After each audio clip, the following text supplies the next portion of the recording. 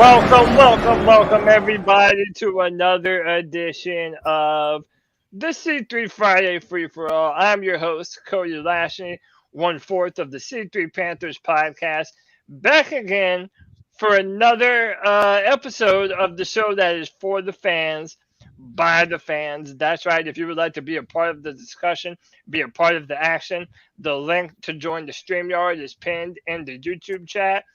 It's also in the description of the YouTube and the Facebook video.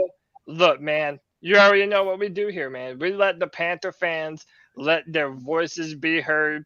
You already know them and love them. We already got some of the faithful here on the Free For All. First up, my man Drew. Drew, how are you, brother? What's going on, fellas? Hey, I'm doing good up here in the cold state of Maine. It's got snow coming down outside, but it's all good. Let's get this funeral started, man. Oh, no. Hey, no, we're going to be talking about the future today, man. I labeled the show, are you Team Harbaugh or Team Wilkes? Because that seems to be here, right? That seems to be the division amongst Panther fans, is are we going to get Harbaugh? Would you even want to come here? Did Steve Wilkes do enough to justify being the coach? Yeah, that's going to be a big discussion. I'm also joined by your favorite pickle. It's Panther Pickle. Oh, shit. What's up, Panther Pickle? What's up, guys? To carry off what Cody said, if you decide you want John Harbaugh or Jim Harbaugh, don't misunderstand it. He's not necessarily going to change the offense that much. Oh, he's really not. That sounds like it's going to. Folks, you don't believe me? I respect that. Look it up and see what kind of offense he runs. He runs a zone offense. The only major difference is the person calling it. While he was with 49ers, Greg Roman was his offensive coordinator. And by the way, I'm Steve Wilkes. I ain't necessarily Steve Wilkes. If I was Steve Wilkes, he had done got a lot more uglier than he did the other day. Well, hey, look, it's going to make for a great discussion, man. There's a lot of good points to be made on both sides of the argument. Next up, it's my boy. He's the king of the PrizePicks extraordinaire, man. White chocolate espresso. White chocolate, what's up? Not much, man. Just chilling at home. Just chilling. I hear you, man. Happy to have you back for another Friday Free For All. Two more from Massachusetts. This man, probably my favorite masshole on the planet, dude. It's Nick Montero. Nick, what it do, bro? Oh, of course, he's not even there. Hey, let's face it. There's not too many good ones of us up here. Oh, no, you can't hear me? No, I can hear you now. No, I can't. There was a delay. There was like 5 seconds where it was just dead air. But no, you're right. There's probably not 5 up there that I love. All right. Yeah. Just me and Josh. Yeah, that's it. Yeah. But hey, man, happy to have you on the show once again. And then next up, our guy JJ coming back to the Friday Free For All. JJ, what's good, bro? Hey, I'm JJ. I live right outside Louisville, Kentucky, and I'm one of the few Panther victim fans that went to that Bengals game this year. So, salute to me. R.I.P., bro. Damn, that was a tough one. That was a tough one. But yeah, man, happy to be able to do this discussion with you all today. Again, everybody, please like and subscribe. Hit that notification bell for every single time the C3 Panthers Podcast goes live. Boys, ain't nothing to it but to do it. Let's roll. Let's talk about, are you on Team Harbaugh or are you on Team Wilkes? Now, this has been kind of what's been dividing Panther Nation, man. A lot of people feel like Steve Wilkes has done a good enough job to warrant seeing what we have in him. I'm going to go with that first. Let's start with Steve Wilkes. Who on here believes that Steve Wilkes has done enough to get the job next season? Me. I do. All right, so we got 3 of them. All right. Who wants to? 4. All right, we got 4 of them even. All right, so look, how about this? White Chocolate, we'll start with you, man. Why does Steve Wilkes need to be the next head coach of the Carolina Panthers? Well, I'm not going to say he needs to. I said he's earned the right and deserves the job. I can easily want Jim Harbaugh, too. I'm good with either one. Okay. They both have red flags, and they both have green flags for me. All I know is if the rumors are true and Mike McDaniels is fired, I would grab him as OC. I don't care who's the head coach.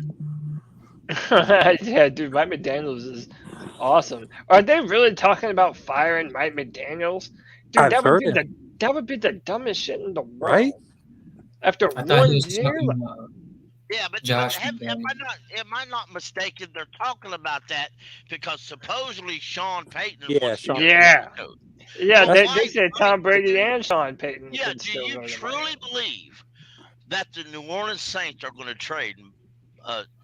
trade Sean Payton to the Dolphins just cause? Yes. I mean, after all the last time the Dolphins got fined for tampering with Sean Payton. After the Saints turned him in. Does the Saints have a first-round pick right now? Yeah, that's true, though. Yes, but if I'm the New Orleans Saints, I'm going to be the ass in the bunch. I'm going to say no. I want 3 first-round picks and a second and a couple of your great players. I'm going to burn the bridges on both ends. I was looking. If you want to coach, you coach for us, or your ass ain't coaching. But if you're the Saints, you already know how he destroyed your franchise. Let him go destroy the Dolphins. I mean, look, Sean Payton was a good coach for the time that he was coaching. My thing is, I read an article the other day about what other coach trades have costed before, and some are more expensive than others. And they traded John Gruden from the Raiders to the Tampa Bay Buccaneers. Was there another head coach trade? That's the only one I know. No, there's been more. Yeah, there's definitely been more. Hey, let me welcome my man Alex, A14 Panthers. Alex, what's up, bro? Please log in through the Google Home app. Google Hey, Alex, you're muted. You there, bro? Earth to Alex. Alex, what's up? Yeah. Can you guys hear me? Yeah, you're good. What's up, bro? Sorry about that. Happy Friday, guys. Happy Friday. Happy Friday, Alex. How's it going? Going good. Let me welcome my man Locks Main. Locks Main, you there, bro? Locks. Big Locks. Of course, I'm gonna start. There he is. Go ahead, say something. Don't be scared of me, brother. Tell us how what you feel. Oh, you muted yourself. I ain't scared. I had to pick it back again. Hey, but I'm here though. I'm here. Hell yeah, man! I appreciate having you. So I want to jump back into this discussion. What now? So we're gonna jump back into this discussion. Do y'all think that Steve Wilkes should be the head coach next year? Has he done enough to warrant him being the coach over Jim Harbaugh? And I'll let whoever wants to jump in on this jump in. It's the free for all, damn it. Yeah, I would jump in. Go ahead. You said. I don't think. I think folks are. That was on me. Let's understand something. Jim Harbaugh doesn't call his own plays. Jim Harbaugh, to the best of my knowledge, and I've researched it, has never called plays. Jim Harbaugh lets his offensive coordinator run their offense, and he lets the defensive coordinator run their defense. So the question would be, who would be John Harbaugh's coordinators? Now, let's look back. Greg Roman was his coordinator for the 49ers for the 3 or 4 years he was there. He was there 4 years. For 3 of those, it was Greg Roman, the current offensive coordinator for the Ravens. And who might be fired. Was his defensive coordinator for the whole time he was there. So, Greg Roman runs a run-first offense, so you're not necessarily going to get a open system like you seem to want, like a lot of folks seem to want. But he is a proven head coach that has been proven. He's been to a Super Bowl, and recently he's been to the college football playoffs. Right. So, for that, what it is. My red flag with Jim Harbaugh is just how much control does he want? Yes, That's my main issue. With it. I went back and looked at where the clips where or watched the entire footage where Tepper had his interview after he fired Matt Rule, and they asked him point blank about coaching power, and he said, "I believe." He said, "I'm entitled to make a mistake." He said, "I believe that you do have to have people that work together, and one person can't hold all the power. There should be an equal leverage of power there." So Drew, let me pass the mic to you real quick. What do you think is going to be the best option going forward? And would Jim Harbaugh even want to come here? Like, that's another facet to this question too, you know? That is the big question. Does Harbaugh want to come here?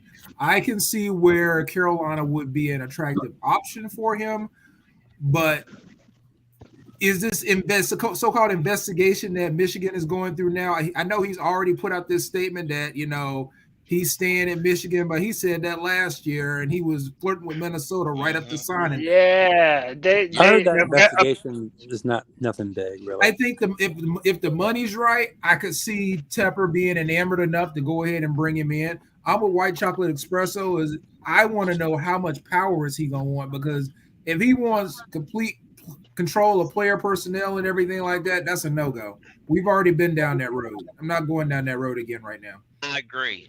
The one thing I do worry about with Steve Wilkes, and I hate to say it, is and people have said it in the chat, he's got that Ron Rivera syndrome, and I am kind of worried about that now. The more I've been sitting back thinking about it, I mean, the offense is vanilla. It is, and you can't win with a vanilla offense if you don't have like a 2000 Baltimore Ravens defense. Right. And for the life of me, I would love to see somebody bring in a defensive coordinator that would put us in a damn 3-4 defense. Who could do it right? I mean, a lot of people have been saying this about the personnel we have is set up perfectly for a 3-4 defense.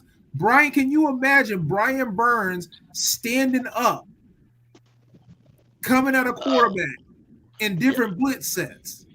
But he would be nasty. But I understand that. He's also a great tackler. You have to remember, Steve Wilkes didn't hire those that they're now. Exactly. But Steve Wilkes does not run a 3-4. Steve Wilkes runs a 4-3. Right, but now 3-4 is different. If you truly want a 3-4 defense, then Wilkes is out the door completely because he don't do that. But that's what our personnel. But that's the thing, that's what our personnel is built for. But if we ran a 3-4, we've got Luvu. We've got Shaq Thompson, Brian Burns, Jeremy Chin down the linebacker where he needs to be. Right. I mean, you put those 4 guys down there. We're not even talking about Brandon Smith. So look at those available, or may be available, and who else runs a 3-4 defense if it's not Jim Harbaugh? You bring in Jim Harbaugh, and he brings Harbaugh. Harbaugh may say, "No, listen. With all honesty, if I can't have all the power, I don't want nothing, and I'm not coming." Then what you gonna do? Because then I mean, the coordinator for the Eagles has experience as a coordinator against a 4-3. Chances are he'll stick with the 4-3. He comes here. Exactly. That's why I'm saying if they bring in Harbaugh, then you're looking at Vic Fangio coming as the defensive coordinator. Exactly. But who's your offensive coordinator? Flip a coin. Mike McDaniels. Hey, he could be. Miami's stupid enough to fire him. See, my friend, I don't think so. If Mike McDaniel gets fired for the Dolphins getting a head coach after 1 year, Denver or even the Colts will unload the checkbook. Oh yeah. What's his name from Jim Irsay might give him a checkbook and said, "Fill out your own contract." Well, let me real quick. Let me welcome 2 people to the podcast. First up, he's been on here before. This is my guy, Anthony. Anthony, what's up, bro? How you doing, bro? What's up? I'm doing good, man. Just thought I'd come in. Hell yeah, man. We're having this conversation here. And then I want to welcome my man, Jared. Jared, he's a Broncos fan, and I'm interested to have Jared in here because when you're talking about all the new head coaches that are kind of the hot names, Sean Payton, Harbaugh, Denver is the spot that we're kind of in contention with. So so actually, Jared, since I'm on you, I'm going to go to you right now. Do you believe that the Broncos are a more likely landing spot for Jim Harbaugh, or are they more in the market for a Sean Payton and a Vic Fangio, who they have at least some experience with? God, Mike McDaniels is what I've been hearing is what they want to go for, if it's possible. Vic Fangio was our head coach a year or whatever, 2 years ago, whatever. Horrible head coach, horrible. Just like Vance Joseph was horrible as well.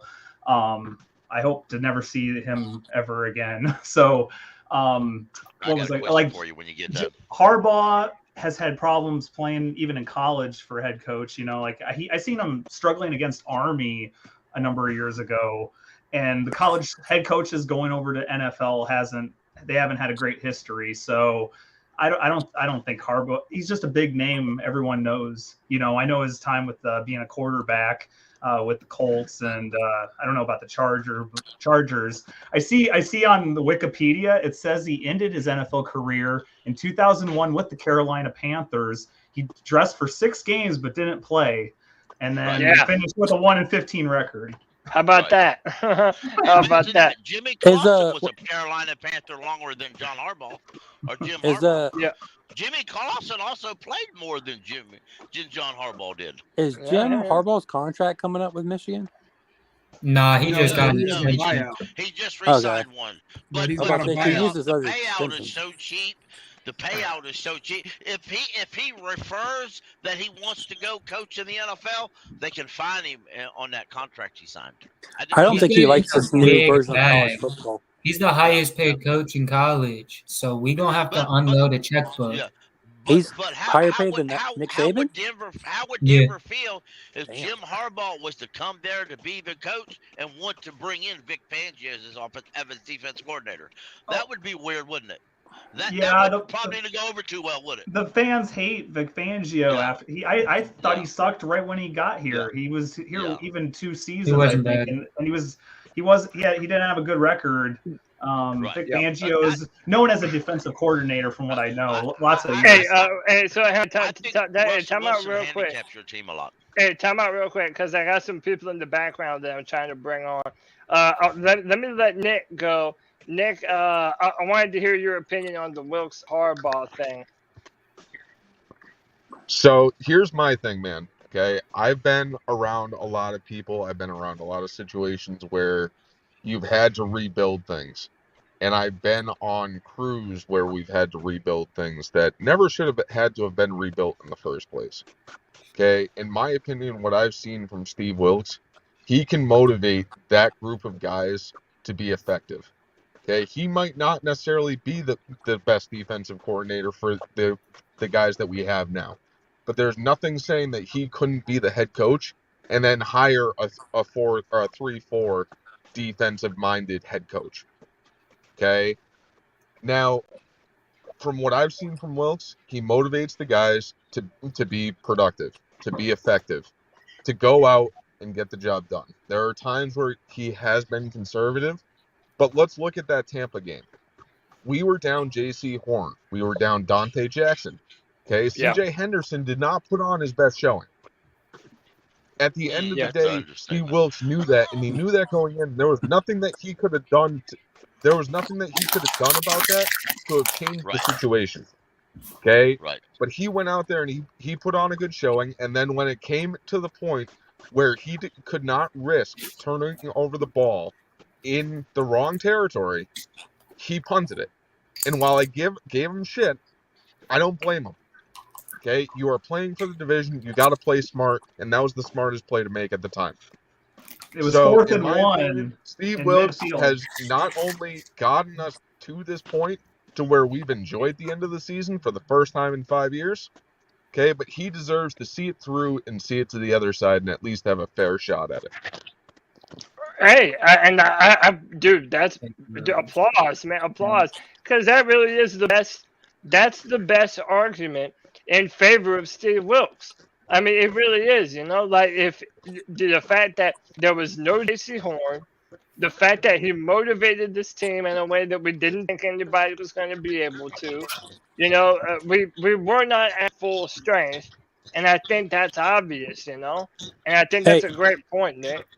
Cody, yeah. What do you think is the bigger risk of a hire, Harbaugh or Wilkes or Tepper? The bigger risk? The bigger risk. Harbaugh is what I would say. Because he would probably go the exact opposite way after hiring Matt Rule. He probably wants little risk as a head coach.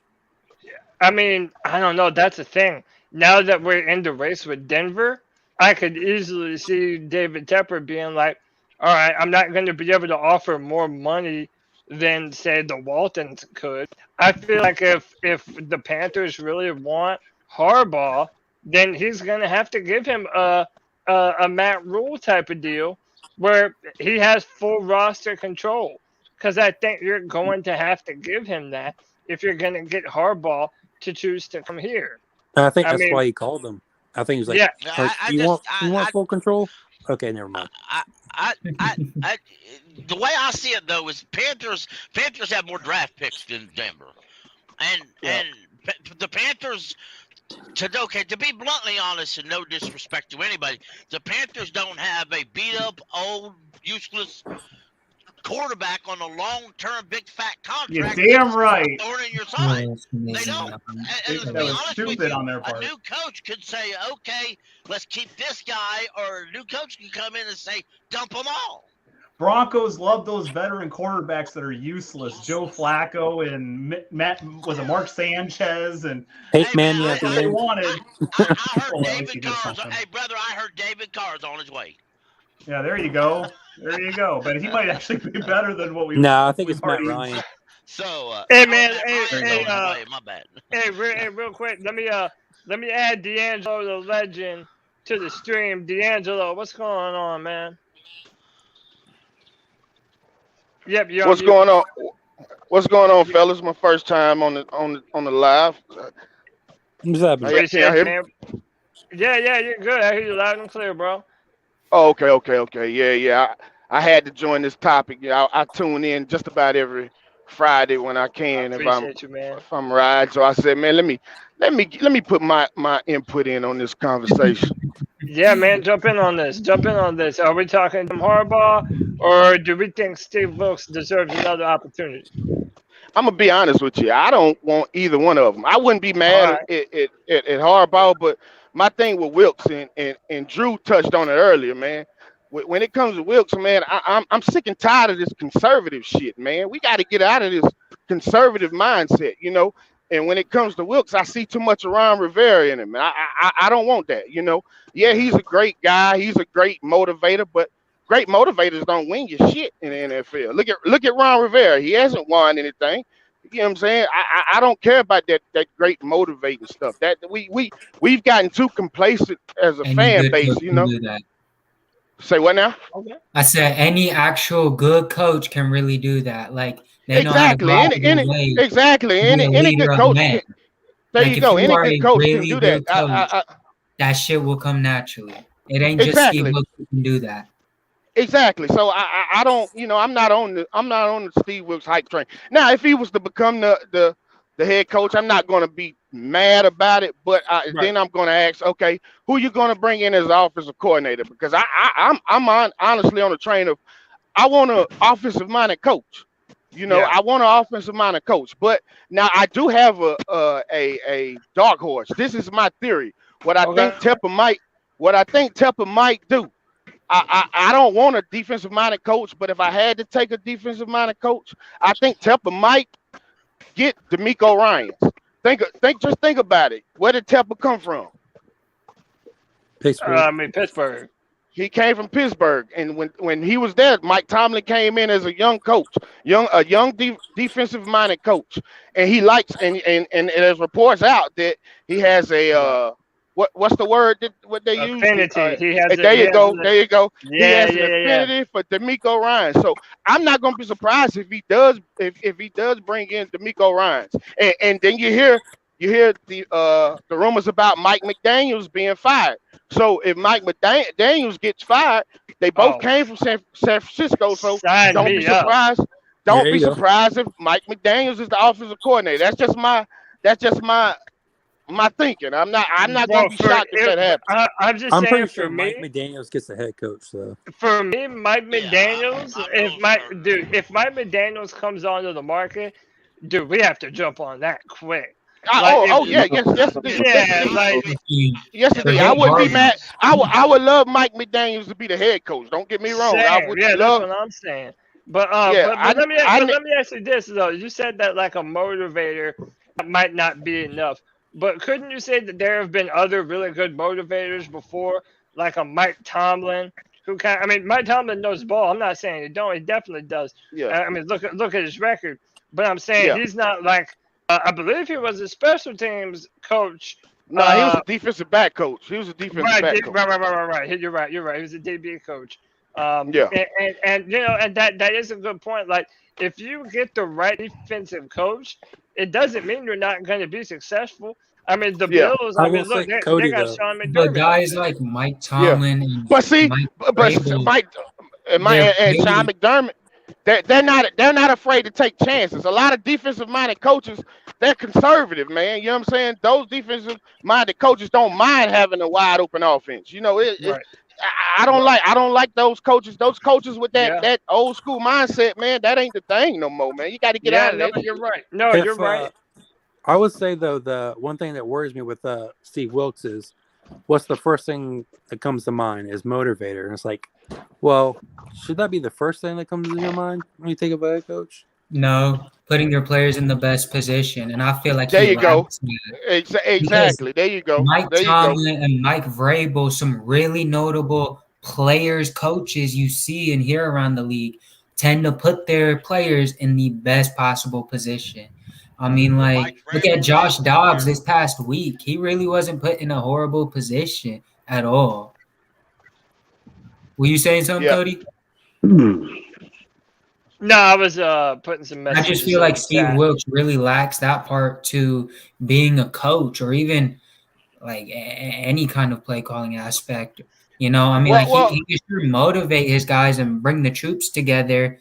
But how far can that really get you? I mean, like, we saw what we did here. Like, the talent showed itself. We knew this team had talent. There's no doubt about it. Hold on a minute. Hold on. Can I? Or let me interject real quick. Not getting anything out of these guys. Yeah, let me go to D'Angelo, and then I'm going to go to Anthony. Go ahead. I'll backtrack on that when you said Steve Wilkes don't put players in the right position. I wouldn't say that. I would say he did put the players in the right position, because if you look, once Matt Rule got fired and Steve Wilkes came in, he activated players that Matt Rule should have been playing. You know, he gave Amari Barno a chance. He gave players a chance. He put Terrence Marshall. He put Terrence Marshall in the lineup. You see what I'm saying? So I'm not gonna say he doesn't put players in the right position. Notice what you said. You said after Matt Rule left. That's because Matt Rule wasn't doing that. We already had you're right. He wasn't on the roster.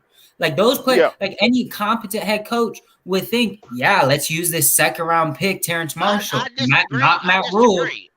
I disagree. I disagree. There's a lot of per se competent. There's coaches that would not have done that. There's a lot of coaches would never have done that. They would have said that they would have walked out that door and quit in the middle of the season before they let Christian McCaffrey get traded. That's just not how it is. Not necessarily. The thing that Steve Wilkes did. You're right, Pickle. You're right, Pickle. You're right, Pickle. Called out them players and said, "You're drafted in the first round for a reason. Go out there and earn it."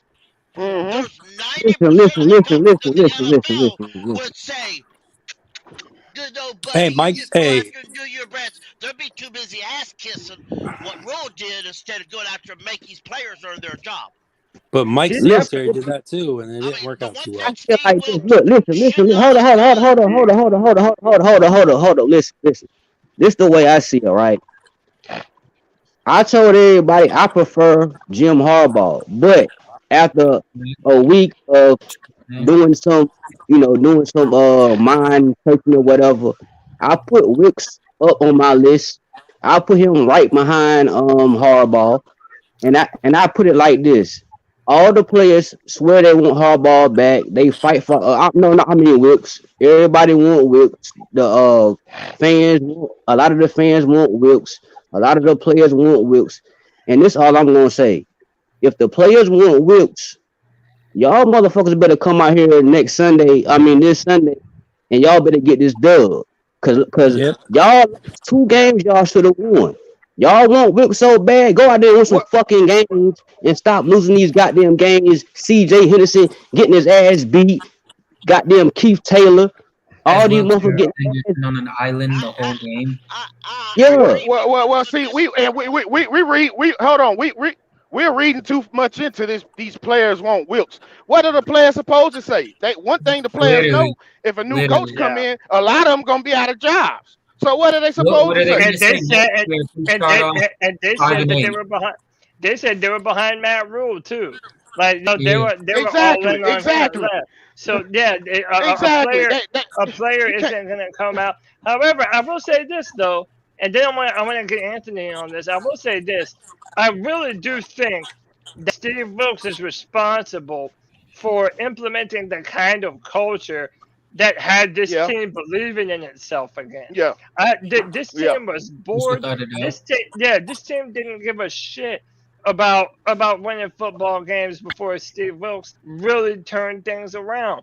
And I kind of think that's evident. That's kind of thing that's evident. I want to go to Anthony real quick. Anthony, we talk a lot about quarterbacks. Do you think the fact that the Panthers do have options at the quarterback position, either through the draft or on the roster, don't you think that makes the Panthers a more attractive job for a guy like Harbaugh? Yeah, I do. I think that, especially because, we have more draft picks than Denver. And I think since you do have a lot of unknowns in the QB room, you are able to bring a coach in here that maybe can know what quarterback is capable of, being the future. Like Harbaugh was able to make something out of nothing in Kaepernick. He coached at Stanford with Luck.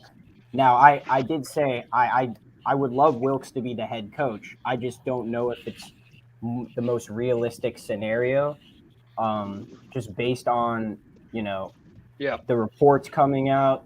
But if you're going to, I think it is a very attractive destination. I mean, we do have draft picks. We do have a lot of young players.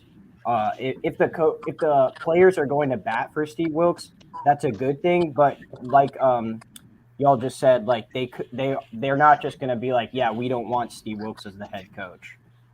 Yeah. But yeah, I do think if you get Jim Harbaugh in here, he's probably going to be able to find the talent in the quarterback of the future, whether it's on the roster or whatever he wants to do. I'd 100% be behind that. Yeah. I mean, Harbaugh took over. I was going to say, Harbaugh took over the 49ers when they had, Alex Smith on the team, who was a draft bust. That's everybody was saying he's a draft bust. He has a proven track record in the league, yet it was only 4 years, but he has a proven track record. So I think it honestly depends what Tepper wants to do. If he wants to go after a defensive-minded coach, then that's probably why he's in conversations with Harbaugh. Wilkes, I think, going back to what D'Angelo said, I don't think the number one thing for a head coach should be a motivator, because any coach can do that with your group of guys. We didn't see that with Matt Rule because he shouldn't have been a head coach to begin with. So I think, I think there is a good chance that, Wilkes could still get the job. I just feel like this Tampa game, man, just put the nail in the coffin. Yeah, I think so too, man. Regardless if we win this game, it doesn't mean anything. So I don't know if that's going to be enough for Tepper to say, hey, yeah, I should, sign Wilkes to a decently long year contract. Maybe people think this is unfair But in my opinion, if Steve Wilkes was going to get the job, the litmus test was Tampa. Like, you had in that game. Like, how about this, y'all? If the Panthers go out and they dominate the Saints this Sunday, does that actually do something to improve Steve Wilkes' chances? I think it does. No, I don't think so. I don't think so. I don't think so because the Saints. I don't think the Saints want to really win the game anyway. I mean, what are they playing for? I don't really think the Saints. But they don't even. The Saints, knowing the Saints, they would let us win just to lose draft position. No, but how does that help Wilkes? Hey, the Saints don't even have a first round draft pick, so they gonna want to win. Like they don't even have a first round. They don't. But what I'm saying is the Saints know the thing about it is the Saints know we do have a first round pick, and they know we could have a better pick if we lose. So why would they? Why would they want us to lose the game? You see what I'm saying? Yeah. I mean, win the game. The Saints looked better last week than we did. The Saints looked a lot better last week than we did. They did. They did. The Saints looked damn good. They put up 13 offensive points. They did not look better than us. They played the Eagles too. They played the Eagles though. Right. Gardner Minshew played trash. It comes down to this. It comes There's no way Steve Wilkes should have traded for C.J. Henderson.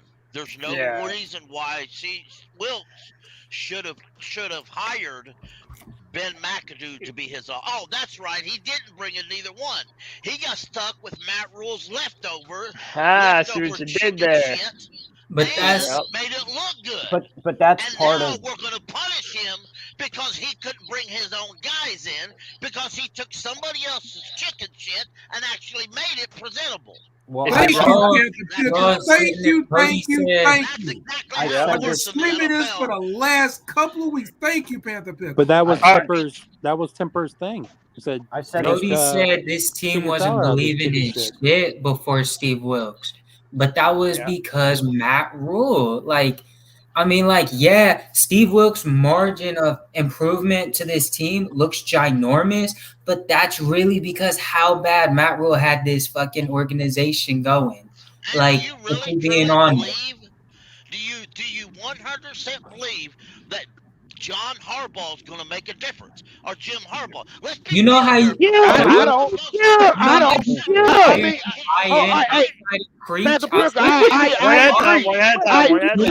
In the best position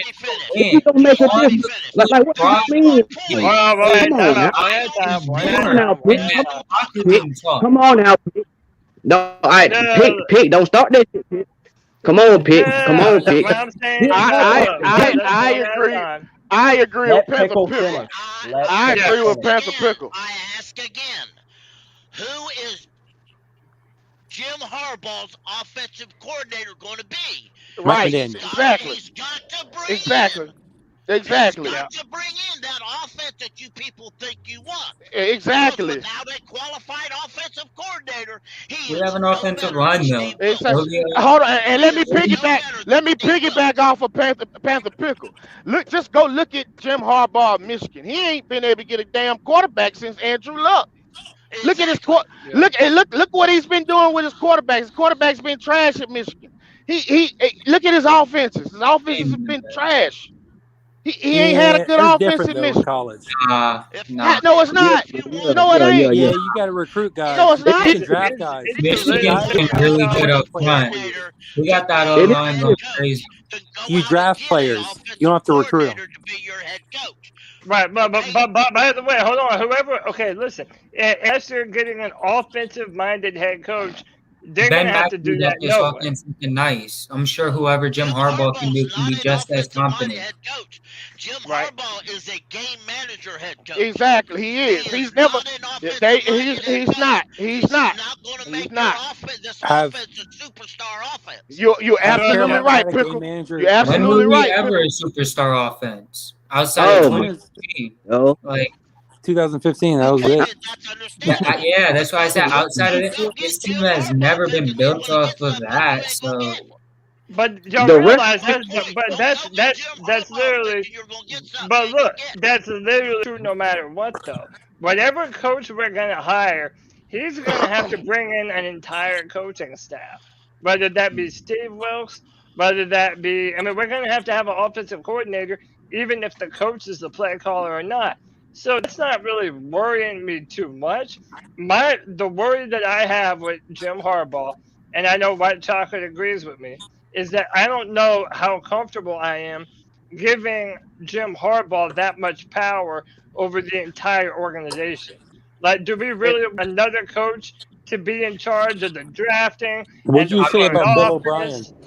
I mean, like, David Tepper supposedly learned from the Matt Rule Express show. So, like, even if he did give Harbaugh that power, which we all expect him to be way better with that power than Matt Rule ever was. That's number one. Yeah.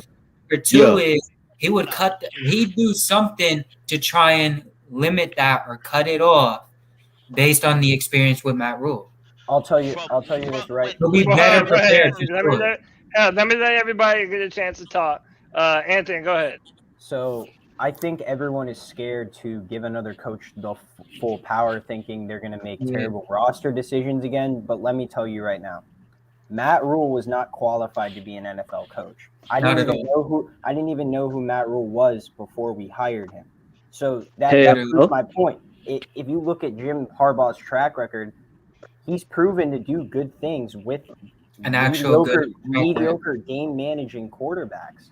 This is not a situation where, Matt Rule's gonna, sign Baker Mayfield or sign, a different quarterback that we all knew was not going to work out. I mean, like, I feel pretty comfortable giving the guy who's been to a Super Bowl some power, compared to Rule. And it's not to say, like, I don't want Wilkes. I still want Wilkes. I made that clear. I just don't think it's realistic because the Raiders, I've said this multiple times, the Raiders interim coach last year, Rich Bisaccia, brought the team to the playoffs at a 10-7 record, but he still didn't get qualified for the job. Yes, it didn't turn out good because they hired McDaniels and it's gone down the drain. But I just don't think – I think Tepper's last straw with Wilkes was last week, losing that game to a Tampa team that hasn't been good. The division was wide open. We had a chance to go to the playoffs. I don't realistically see it. Now, if he somehow hires Wilkes, that'd be awesome. But I Wilkes just don't know. 5 out of 11 games, by the way. Cody, what do you say about Bill O'Brien before he got all that control?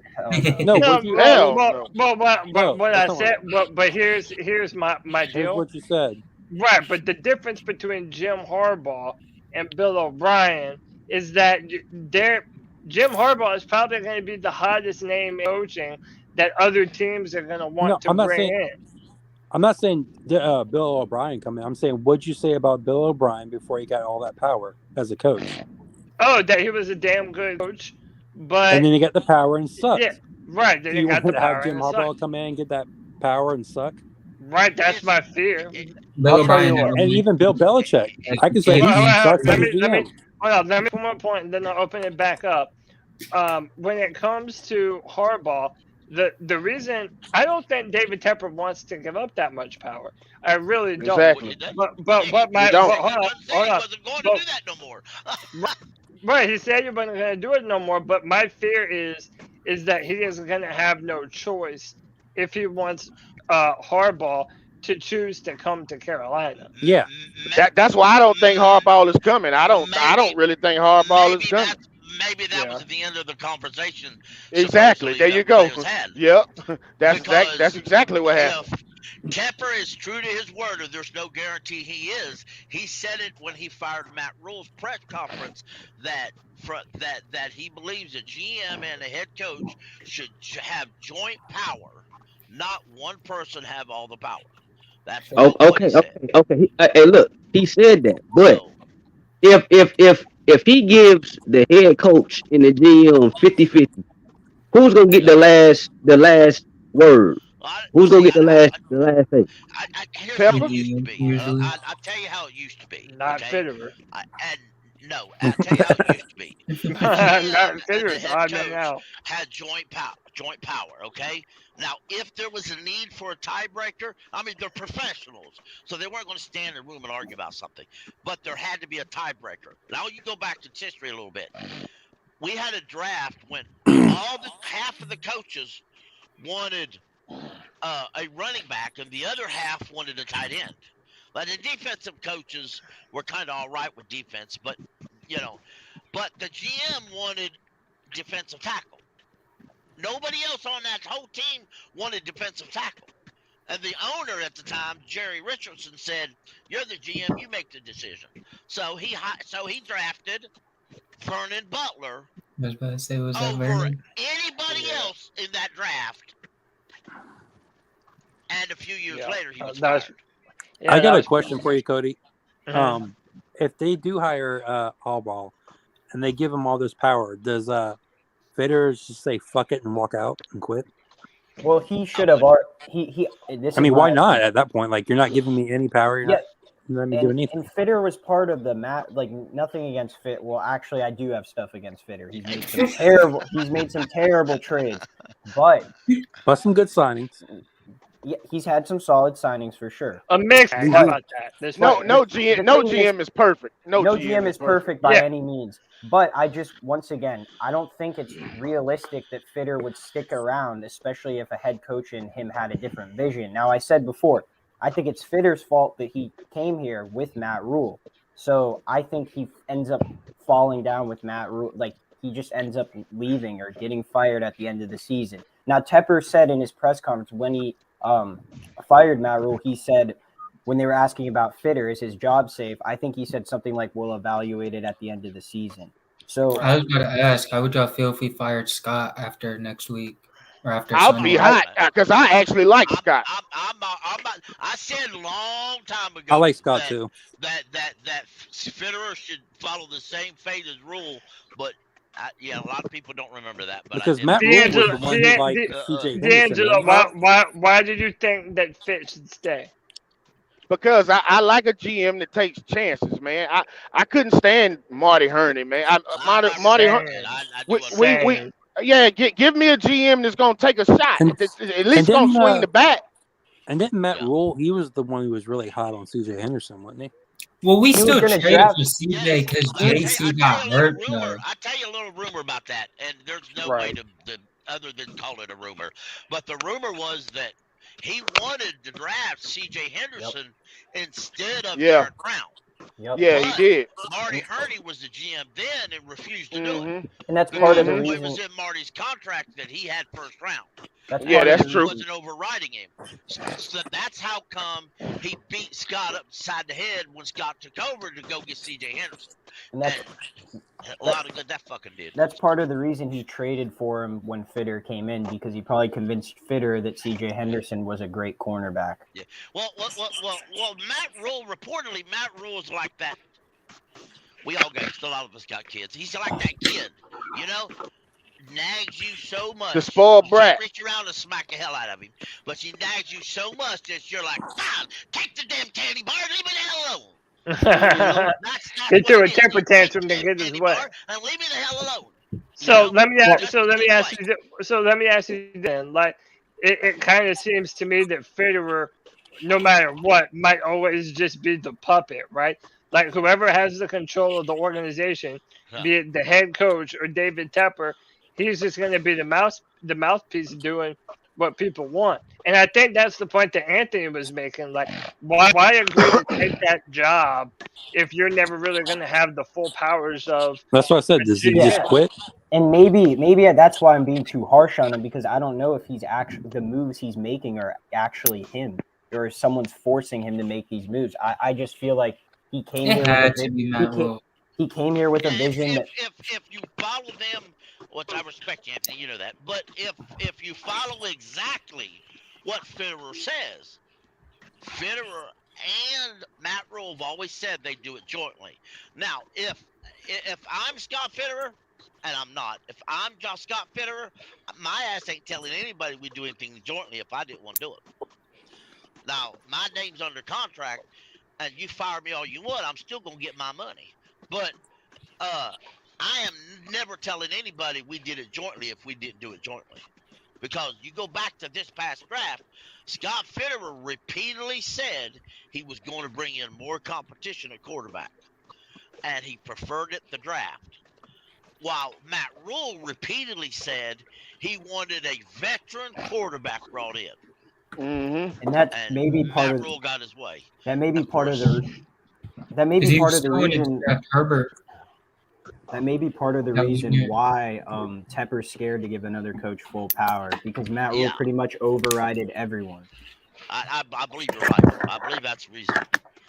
But I don't believe, I truly don't believe You Tepper will ever give a head coach full Oh, complete power. no. Matter Can you who it is. imagine being like own $16 billion, own your own team, and have to take orders from Matt Rule because you gave him roster control? Yeah. Yeah, that would. Yeah. What a Look yourself shit in the mirror show. and call yourself an idiot. Like for like, oh, I got to take orders from you now, even though I got all this money, I bought the team. That probably kicked him in the balls. And this So- fucking dumbass from Baylor.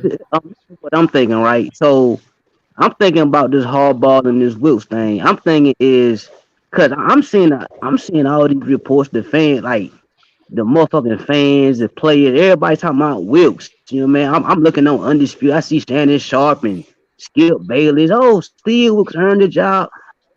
I'm thinking, is the media gonna force Tepper to hire Wilkes, or is Wilkes gonna be like? I mean, is Tepper gonna be like, man, I'm gonna hire who the hell I want to hire. I don't give a damn what the fans and I don't think that anybody's Tepper gonna hire who the hell he want to hire. Yeah, Tepper's gonna hire who the hell he wants. even By the way, with Skip the Bayless- Skip even with the Bayless can suck a lawsuit. balls dick. Hey, I even hate look, listen. If They'd have fired even Matt the Rule last lawsuit year. He that They didn't that need him. Wilkes is a part of, like that's not going to be enough to deter David Tepper from saying, look, if the NFL has a lawsuit against it, it's not like I'm the primary party here. He's going to go out and get the type of coach that he thinks is going to be able to take him the rest of the way. And you know, I don't know what his relationship is with Steve Wilkes. I think they have a good relationship. And Matt Rule had control over social media and all the brand and everything. Tepper finally has control over his own team for like the last 2 years.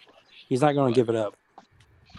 Y'all notice how when Matt Rule took over, you know, you all remember back before Matt Rule got here, we had the baddest ass social media team on Twitter. We did. They was badass. Matt Rule took over and they went to shit because Matt Rule said, no, you can't be that way. Yeah, I know. That was so stupid that we ever gave him that much power to begin with. Exactly. Matt Rule I only. doubt Matt Rule has that much power in his own damn bedroom. Matt Rule doesn't even tweet words. Matt Rule doesn't even tweet words on Twitter anymore. He just tweets emojis, and no one. I don't even know what the hell it means. But hey, and by the way, for all listening, I put up a poll in the chat room about Scott Fitterer. You know, what do you think about him as a GM? Should he be the guy? Should we, should he be fired? And so put that, vote in the poll if you would like to. Let me ask y'all this, right? Do we care about when he was into the Saints? Like, to me, that just my opinion. Like, I don't ever want to lose to the fucking Saints. Exactly. Bro. Like, I just don't. But now that we're officially out of it, that there's nothing to play for, and knowing that losing out that's a better draft pick, is there anybody that kind of hopes that the Panthers take an L this Sunday? I do. I hope we lose. Okay. I hope we lose. I'm a businessman. It ain't personal. It's business. Hey, I'm looking towards the future. So if us losing means us having a chance to get CJ Stroud, damn it, I'm all for it. Shit, I'm neutral. I'm neutral. Holiday, we're getting CJ Stroud. No, we're not going I'm neutral. I cannot cheer for my team to lose, y'all. Yeah, I'm not gonna cheer for us to lose, but I'm hoping we lose. I'm not gonna lie to you. I'm gonna watch it and see what things go. Exactly. I'm in officially fuck it mode. If we win, I'll just be like, I wish this was last week. But if we lose, Montero for their $1.99 love bomb. Yeah, I'm about to get to him. Go ahead, Anthony. Oh, I just said if we win, I'll be like, damn, where was this last week? But if we lose, I'll just be like, all right, better draft pick, I guess. Either what way, I really care about the most in this Saints game is if DJ Moore gets that 125 he needs? 125. Yeah. Just force feed him the ball like they did to CMC in 2019.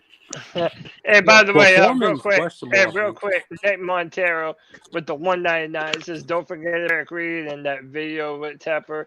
Yeah, that's right. A lot of people didn't expect Eric Reed to be signed by the Panthers, and David Tepper one that made that happen. And he did some local events with Eric Reed too. So I mean, no, that's a great point, Nick. I just don't think that, like I said before, Steve Wilkes, he had to beat Tampa Bay. We had to be alive in the playoffs. And then, no matter what, I'd say, yeah, I think Steve Wilkes has earned it no matter what. But the fact that we slipped up, I just don't think that's going to be enough to deter David Tepper going out there and trying to get the guy that he wants. But going on this draft pick, so look, college football has been going on, and Georgia played Ohio State. And the takeaway from that game, other than a fantastic game, is that CJ Stroud looked a lot better, man. A lot of people were like, damn, man, he really did look good. A lot of people want to see him in a Panther uniform. Did any of you kind of change your mind a little as to whether or not CJ Stroud could be successful? I was always on the CJ Stroud train. I actually met CJ Stroud. I met CJ Stroud this past summer. Really? Yeah, I drive 18-wheeler. So I was up in Columbus, Ohio, and I stopped at the mall. So I seen a bunch of Ohio State players. I knew I seen a few guys with Ohio State apparel on. So I looked, I said, wait a minute, that's CJ Stroud right there. So I walked up to him, spoke to him, and told him, I said, hey, I'd love to see you in the Carolina Panther uniform next year. And he said, you know what, I'd love to play for the Panthers. Yeah, I met him. I met him. Yeah, I actually met CJ Stroud. I went to that Ohio State-Oregon game, which was CJ's first start at home. And I honestly couldn't fucking believe after the game how many people faulted CJ for the loss. Even though every other player played like dog shit that game. And like CJ actually put us in position to win that game. So I always believed in CJ. He was my guy since that day forward. Okay. I never turned my back on him. I want him. Yeah, I've always been on this train. Let me go to Pickle, then I'll go to Anthony. Go ahead, Pickle.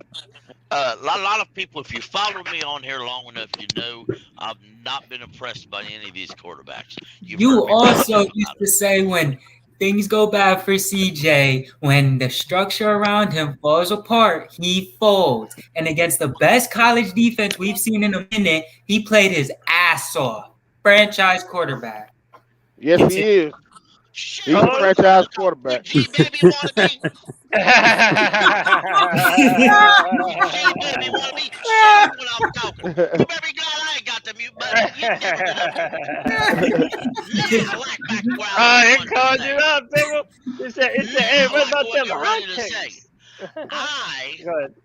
I've never been happy with quarterbacks, but CJ Stroud impressed me the other day. Why? Because he actually played a NFL-style defense that he's never played before and looked good at it. Why? Because all the other teams that Ohio State played were pussies. And if you don't like it, they said that about Penn State, Rose Bowl champs. They said that about Michigan, back-to-back playoff appearances. We play good competition. This is what I'll say about. Hold on, Pickle. Give me a second. This is what I say about college quarterbacks. Because look, I'm a Clemson fan.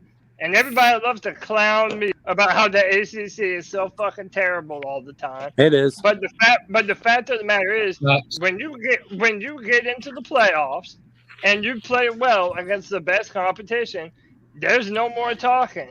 You look the part. And I think where I was impressed by CJ was he showed off a lot of mobility that I feel like he didn't really demonstrate most of his time knew he had that at Ohio State. Yeah, a lot of people thought he was a little more athletic than they used him. But man, there was some big time third downs that he had to pick up using his legs and it. Now I'm gonna be real with you. I think his running ability, like his ability to run, is probably comparable to Sam Darnold. In that he can move, but he's really not the type of dude to like run away from you. But I don't need my quarterback. I don't need my quarterback to run away. I need my quarterback to sit in that pocket and deliver that shit to the receiver. That's what I need. Reminds me of Dak Prescott so much. He reminds me. That's what I need. Exactly. Wait, Anthony, who did you say he remind you of?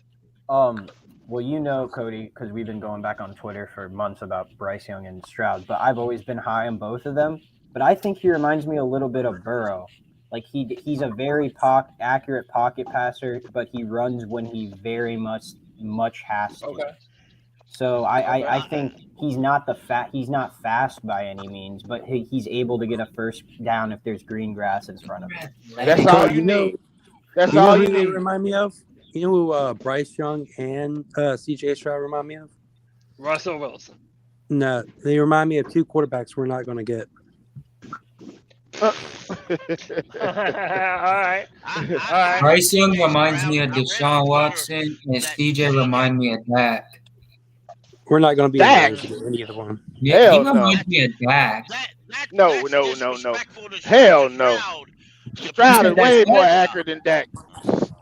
He is. That's what I was going to say. His decision making is definitely better, but in terms of he's an athlete, accurate passer, you know, Dak has just always fucking been an idiot sometimes, and I know CJ's smarter than that, but that's my NFL comparison. Dak Prescott is a cowboy, so that goes with the saying that you're stupid. So if you put on that cowboy uniform, you naturally get stupid.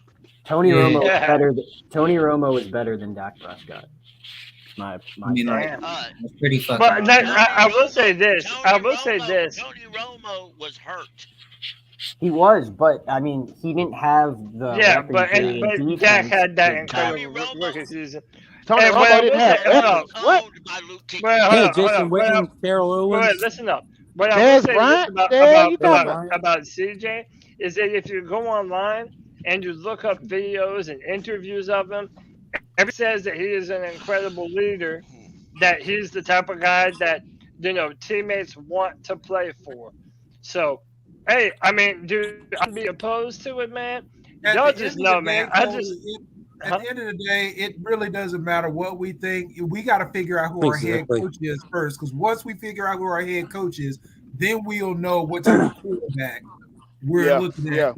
Yeah, both of them are going to the Texans and the Raiders. I'm also scared too. We get Harbaugh. I'm scared we're gonna draft Anthony Richardson, and I don't want no damn Anthony. Let's be honest. Let's be honest here. I said this. I think Harbaugh is that one guy though that you can trust with drafting a QB because he's proven to be able. How you figure that?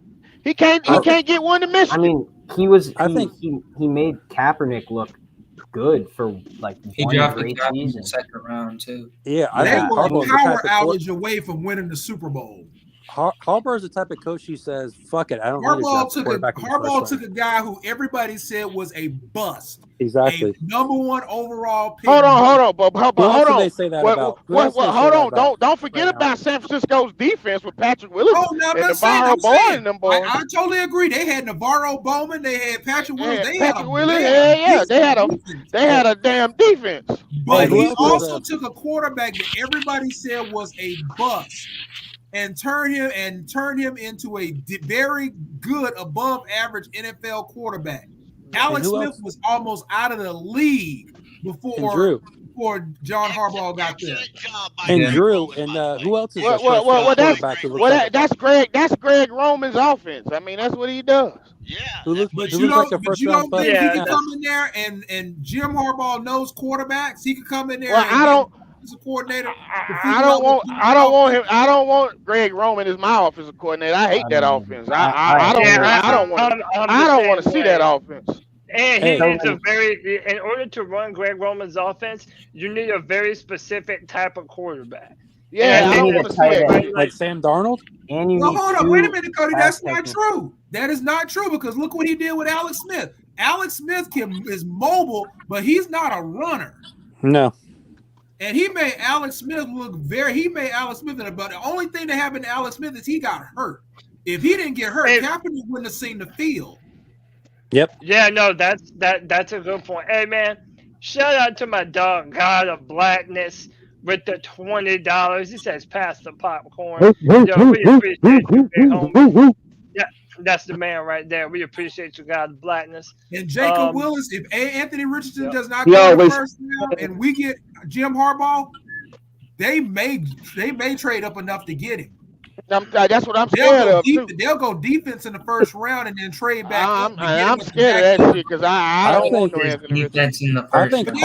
Anthony Richardson does not have to come in and play right away. He's not. That don't mean that don't make him go. That still don't make him be that don't make him be a great quarterback because he's sick. That don't mean shit.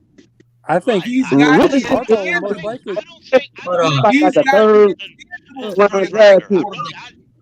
I just don't. When I watch Anthony Richardson highlights, I just don't see it. That shit, no, I don't. He needs a quarterback. I see Malik Willis. I think Harbaugh. I don't. Hold on, wait. Time out. A lot of people were saying the very same thing about Jalen Hurts a few years ago. But you know what, Cody? They were, and you know what? The one thing I knew about Jalen Hurts. I knew Jalen Hurts was gonna make it because he got a work ethic, man. He got something a lot of players don't have, man. How do you know Anthony Richardson doesn't have a work ethic? He ain't been through adversity. You're able to see things like that. Man, you there don't. Are certain players guys like you're able to see those traits early on. Yeah, you can see. I seen those traits out of Jalen Hurts. Joe Burrow was the most pro-ready quarterback I've ever seen come out. One of the problems when with this whole discussion though is that Anthony Richardson was only a 1-year starter, so that's gonna give teams some. Jalen Hurts for 3 years, which is You can see Jalen Hurts could throw the ball. Once he got to Oklahoma, you saw Jalen Hurts. He could throw the ball for real. But look, you talking about a guy that was in Jalen Hurts was in school for how many years? I think 3. He was with Alabama. And you talking about a guy who had 13 college games? He's gonna be a project. He's not ready. What that means he need to stay his ass another year in college and prove it. But if you get a coach who knows how to coach quarterbacks, it's really just their adjustment to the pros. You stash him on your team, and you got Matt Corral and you got a Sam Darnold, and let that young man learn for a year. But you know what? Drew, I'm gonna be honest with you, Drew. I'm gonna be honest. Let me say this. Okay. All right. Let me let Locks jump in here. I hadn't heard Locks in a minute. Go ahead, Locks. Okay, Drew, listen, right? If he's a project, the Panthers have 2 to 3 years to develop that man. There you go. That's what I was about to say. Yes, there you go. You don't have to Jim Harbaugh, who's got a veteran quarterback. If you already got a veteran quarterback and Matt Corral on the roster, yes, you can draft that man in the second round and let him learn. To go off what Drew said, when you have Jim Harbaugh, I'll say it again, who's proven to produce quarterbacks out of nothing, if he takes Anthony Richardson, I am confident that he will be able to develop him, no matter if it's 2 years or 3 years, as long as you're confident in a quarterback on the roster, especially a young guy. And you don't have to spend the first round pick on him either. Oh, Anthony Richardson going in the first round. Harbaugh passed on 3 first-round quarterbacks when he came. Hey, let me welcome. I'm going to go to you, Pickle. I wanted to welcome Jared back to the show. What's up, Jared? Hey, I just wanted to talk. I apologize. I completely forgot that Jim Harbaugh was the head coach for the 49ers back in the day, like 2011 and stuff. I totally forgot about that. So damn, where you been? That way. I forgot. I forgot about Kaepernick with the 49ers and everything. He's a Denver fan, God. So I want to just elaborate. I went to LSU versus the Florida Gators game this year, and the first play was like a 60-yard pass for a touchdown with Anthony Richardson, and then he had some of his biggest plays that game. But he had one that he ran like 70 yards, and 3 people tried tackling him and couldn't get him down. But I don't give a damn about that shit. Okay, well, Lamar Jackson is kind of like what he's like. It seems like. So if you guys don't like that run off, I mean, Lamar was accurate though. If you look at their decent percentage. And my problem with Richardson, and by the way, I think Josh Allen is an example that even if you have some bad footwork or some bad inaccuracies, if you dedicate yourself to continuing to grow, you can get better at that stuff over time. What I'll say about Anthony Richardson, and it kind of reminds me of Cam Newton in a way, is whenever he gets inaccurate, it's always tied to his footwork. I find that his footwork as a passer is very inconsistent. Now, when it lines up, the dude might throw the best ball in the entire draft. Like if you're just talking about raw horsepower and the ability to drive the football, I mean, the dude has it. He can run right by you. I'm just worried about the inconsistencies in his throwing mechanics and the fact that he's only been a 1-year starter. That kind of gives me some pause because he hasn't played a lot of big-time football. Give me them Mitchell Trubisky vibes. I'm right there. I'm right there with you, Cody. I'm scared of that, man. I'm so terrified. I want a fucking quarterback. That's what I want. I want a fucking quarterback that's gonna throw that shit. Cody, you get his CJ. It's cool, man. I'm tired of looking at Patrick Mahomes and Justin Herberts and Joe Burrow. I want that shit. I hear you. Cody, I hear you. Cody, yes. Yep. Spencer Rattler has better passing. Shut the fuck up. Yeah, you can go ahead, stop there. Look at Rattler's passing this year compared to Anthony Richardson. He's better. Jaden Daniels, that LSU quarterback. Holy crap, he is really good. Hell no. He was fast. He was good in the game. No, hell no. No. He can run. Don't she's shit. I only want 2 quarterbacks, Stroud or Young. Either way, and we're not getting not Will Levis. Like if Will Levis is there at 8, I'll take Will Levis. I'll take Will Levis. Hold on. I had a question for y'all. Hold on, JJ. Pickle had a question, and then we'll go back in the callbacks. Let me hear about Pickle's question. Go ahead, Pickle. For all the slack I got this year about Hooker's throwing because he's Hendon Hooker. Yeah, okay. Hendon Hooker because the offense he's in Tennessee. Richardson actually took on Hooker this year in a game.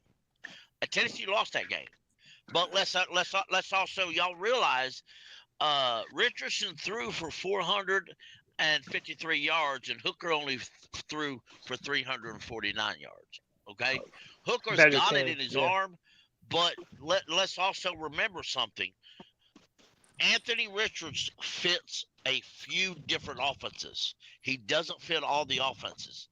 So in order to take him, you have to cater your entire offense around what he does. That RPO.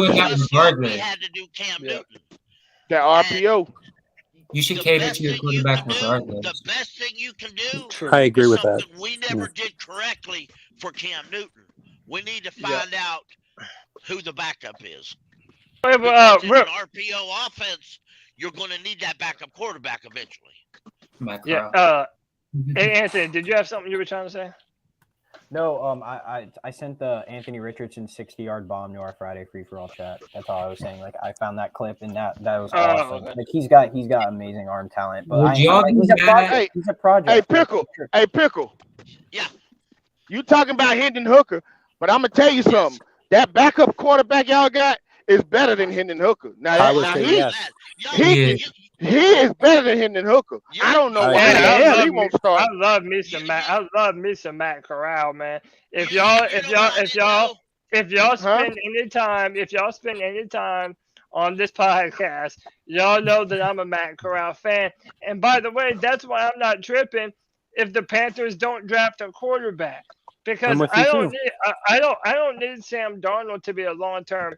I want Sam to a relatively cheap contract for 1 year and let him and Matt Corral battle it out for first team reps like they supposedly did this year with Sam and Baker, and then use that first round pick as an opportunity to get you a Will Levis or take Jalen Carter. Cody, can I tell you something, Cody? Yeah, come on, man. You might as well take that thought, go in your backyard and bury that shit. Because when that new coach come in, you can cancel Matt Corral. Definitely. I know, man, and that's why I never wanted Baker Mayfield, because I felt like it would just bury Matt Corral even further. I mean, I know that if it's a brand new coach, they're probably not even going to give my man a chance. But dude, this man that's he's gonna be on the roster. We're gonna trade Matt Corral, and he's gonna ball for someone else. Yeah, he's been in the offense for a year, and what hold on a Anthony minute. just said, I know that if we traded his ass out, Matt Corral will go and ball somewhere else. Matt Corral has the arm talent, he has the mobility, the accuracy. He has that quick release. He would ball out in San Francisco. I'm not. Hey, Cody, I don't disagree with you. I don't disagree with you, but I just know the reality of it. Matt Corral is he's just in a bad situation. You know what I'm saying? I mean, we said that about Sam last year, though. He's gonna need some things to fall his way. Exactly. He's gonna have that. He's gonna need injuries. Yeah, he's gonna have that because he will. He will be on the roster, but he won't have a chance to start. Well, let's be honest. Baker, PJ, and Sam. If one of the top three quarterbacks is still there at 8, is there any doubt in our mind we're picking them? We're picking one. Top 3. Repeat that again. If one of the top 3 quarterbacks coming out, which is Bryce, CJ, or Will Levis, is there at 8, is there no doubt we pick up one of those? Stroud or we picking up one of them. We picking up one of them. Hey, hold on, real quick. You already see this, man. You already know what time it is. It's time for the bad guy. Twan Don, what's good, brother, man? How you doing, man? Twan Don, the bad guy in the building. What's good, fellas? What's up? What's good? What's good? Yeah, man. Happy New Year to everybody. Before we jump back in on the convo, God of Blackness is coming through strong today, y'all, with the $10. He says, I agree with Cody. Corral's military background could mean he's mentally strong enough for Coach Harbaugh. Let's go. Dude, I'm telling you, Matt Corral had it. But is his body strong enough for the NFL? Exactly. I think so. There were 2 different injuries, Drew. I feel like if you look at Travis Etienne, who rushed for over 1,000 yards this year for the Jaguars, he also had a Liz Frank at the start of last season in training camp. But I get the Liz Frank injury, but I'm like, he played in the bowl game, he got hurt. He comes into the NFL, he gets hurt. I'm like, he got to stay healthy. Man. He's got to be the no doubt he has to stay healthy. All I'm hoping is that this man at some point gets a legitimate opportunity, because I think if you do give him that opportunity, I think he's going to run away with it. Put it like this. I'm going with Cody on this. Like, I wouldn't chase any of these quarterbacks. This is if we pick 9th or 12th or something like that. I would just go ahead and pick a different position and just go ahead and roll with Sam and Matt Corral, and I'll probably find PJ just the 3rd round. But do you think Tepper is going to let that happen? That ain't happening. Exactly, Drew. That ain't happening. That ain't happening. Yes. Cam Newton. How long are we going to keep avoiding the elephant? Darnold. We don't have a quarterback. We don't even have an idea or a plan or fucking future idea. We don't have an answer in any which way to quarterback. And we have to fill it, even if it isn't the actual answer. We still have to put in an answer just for the time being and get this team on track. Because one thing I learned is it's easier to build a team around a quarterback than it is to build a roster. But I'm gonna tell you. We ain't that far away like y'all think we are, man. We're not that far away. We have plenty of holes in this team, and the talent is still getting the job done. To why we never get that top 5 pick. The number two pick in the 21 draft was Zach Wilson. Probably not going to be on the team next year. Number 3 pick in that draft was Trey Lance. He's probably not going to be the starter next year. He could. I'll tell you this about Zach Wilson. I'll tell you this about traded up for the him. Jets. He's definitely Trey Lance don't play. He Mr. Irrelevant. The Jets. He's doing a lot better. Did you guys see Mike White last week? He played just as trash as he played bad actually. The Jets don't know how to do anything with a quarterback, regardless. So that's not a good scenario. That's not a good scenario at all. But look at the Jets, though. Hold on. Look at what they did after drafting Zach Wilson. They went out and get a quarterback. Elijah If Moore, the Jets get a quarterback, that's gonna be a problem. Garrett Wilson, Breece Hall. It allowed them to really fill out the roster because they didn't have to question to themselves. If the Jets get a quarterback, that's a problem. And Zach Wilson still sucks. Right, but yes, Zach still sucks. But the roster's now good. Look, but JJ, you just made the exact argument as to why the Panthers might not have the quarterback. Look, imagine if we were to add another high-end defensive lineman or another high-end wide receiver or another high-end tight end. Like now, and we still have the question after that: quarterback or roster. Like, what's Sam the next? Darnold. But there's question marks no matter who it is. If it's Sam Darnold or if it's CJ Stroud. But I think the point that Kevin's trying to make, you can't just bank on a rookie quarterback coming in and being successful and the answer to your prayers in the first year as a coach. But it's the timeline of it. You know, you let that quarterback develop. You give them the years to actually get pro ready because it does take time to get used to NFL. I mean, like your fucking man, Trevor Lawrence, it took him a minute to still adjust, and it takes time. We're not competing regardless. So let's get this quarterback in here while we still upgrade the system. It takes a longer time for a quarterback to adjust to the NFL than it does a fucking cornerback. It does for other positions a lot of times. If you think the NFC South is trash this year, it's going to be even trash. Exactly. So let's get some players to win this thing. Let's get ahead. Go ahead. Draft a quarterback in the first round, and you can say he's going to be here to develop him, and you can put him on your bench, you can make him activist, but as soon as the shit hits a fan and things start getting fucked up, the owner's going to scream, and it takes some adjusting. Put him in there. Then he goes in there, and then he ends up like Zach Wilson. I will say this. And people said the same thing about Trevor Lawrence last year, and now look at him. Fucking star. He's a coach now. He is a coach now. It all depends on the player. Like, not all these players are the same. I like getting this draft. Let's be real. Trevor Lawrence got the Super Bowl winning head coach. Exactly. We don't got a Super Bowl winning head coach on coming here. Jim Harbaugh. No, I mean none of these quarterbacks are, from a draft perspective, they're not viewed in the same way as, say, a Trevor Lawrence, or I would even say, or I would say like Joe Burrow. You know, but even like a Justin Fields, man.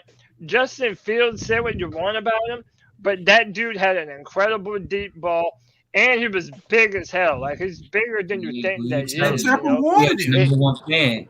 wanted Justin Fields. He threw 75 yards last game. I hate Matt Rule. But what is it with Panther fans being so, Cody? My question is, what is it with Panther fans being so thirsty that they want to trade away the farm to trade up for unproven? Oh, hell no. No, I don't want to trade up. I don't want to trade up for. I don't want to trade up for. Giving away assets, and then once we do, everybody see we don't have any draft picks. I'm not for the trade up. Hold on. Let's build the roster instead of drafting a quarterback. That's the situation the 49ers are in. Then they had to give up the assets. Winning situation for a proven or a rookie quarterback. And then you accelerate the time for him to grow. If Trey Lance didn't get hurt this year, fuck it, half the people would probably call him a bust, even if he played mediocre, because the expectation for him is so high and accelerated because they spent that draft capital. They have the roster. They have all the assets. They have the head coach. Mr. Relevant's better than Trey Lance. Don't. We fucking know. I want to say one more thing. Coach. Hey, Cole, I was one more thing. Look, listen. I think it was the Tuesday show y'all was on, and I think Tony was like, he was saying something about how, like, Cody, like how you was high on Bryce Young and how you was high on a lot of the quarterbacks that was performing last year, but now you're not really high on them. Like, what changed? Like, those guys are still, like, you know what I mean? Like, those guys are still talented guys. Everybody, I don't understand that. Doesn't mean you shouldn't invest in them. But look, this is why, because every single one of the quarterbacks in this draft have a very clear flaw on their film that make them, you cannot call them a can't miss prospect. Even Bryce Young, right? For as good as that man is, you can't deny that there aren't a lot of 5'11", 190-pound quarterbacks thriving in the NFL. Like, the man was born with the body that he was born with. Now, maybe that's never a problem for him. And I hope it isn't. The NFL is better when quarterbacks are playing better. But I just think that that's a problem for Bryce. And C.J. Stroud played very well against Georgia, and he won a Heisman the year before. But my thing with C.J., though, is I really feel like a lot of times. No, that was Bryce Young that won the Heisman last year. Oh, yeah, you're right. Yeah, so he did win. Which is way better than Matt 7th place. Right, but he was in the running 2 years in a row. But CJ, under pressure, I still have some questions about him. And when the Ohio State receivers are very good, and that offense is good at getting those wide receivers open. My fear is that, can he create plays outside of the confines of the offense? In Georgia versus Georgia, he did that very well. But I still think it's reasonable to have some questions because it did show up on film that he would have some problems knowing where the blitzes are coming from. And that's okay, though. You don't need that year one out of CJ. You don't need that year two. Right. But Locks Main asked me, why did I go from quarterback class to not being so high on them? Well, a whole nother season of football happened. You have to look at you have to look at this most recent season and look at what they did and say, okay, here are the positives, but here's a list of negatives too. And I feel like all of those guys have the pluses and minuses. Now, if you look at a Drake May coming out next year or a Caleb Williams, say what you want, those guys are going to be considered better prospects than Bryce Young and C.J. Stroud are. That's because Caleb Williams is Caleb Williams is the truth. Right. So is Drake May, though. But that's my point. I wouldn't take Drake over Caleb, though. I wouldn't take Drake over Caleb. Logic, the Chiefs, the Bills, they would have never traded up for their quarterback that they believed. The Chiefs were 12-4. They had a complete team almost. They were 12-4 before they drafted them. Cody, I get was very flawed. Go ahead, Anthony. They had Kelsey and Hill. I get what you're saying about the draft class, like how it's going to get better every year. But at some point, I think Panthers fans just want to take a risk on a first-round quarterback. That's what JJ's saying. Like, maybe it's an interesting thing to do, or something, to change it up. I don't know. Like a Jets idea. Teddy, we were saying the same shit in 2019 after Kyle Allen. Kevin, just because the Jets can't draft quarterbacks doesn't mean we can't. But it sounds like a Jets thing. Hey, let's draft a quarterback. That'll fix the team. But notice the teams recently that have drafted a quarterback. It has accelerated their progress in upgrading the roster and building around that quarterback. Even if they're a bum-ass trash ass player like Zach Wilson. I said they this. still went out and got Garrett Wilson, Elijah Moore. We could do that without drafting a quarterback. And fucking offensive option. The drafting Zach Wilson in the first round didn't help the Jets at all, period, whatsoever. Obviously, it didn't fucking. It didn't help them build. They could have built a team without. They made after that was they didn't have to question the quarterback. They didn't have to. How about this? How about this? What is the difference between Zach Wilson and Will Levis, other than one played in the SEC and one? Will Levis is 6'3", 235, 40 pounds.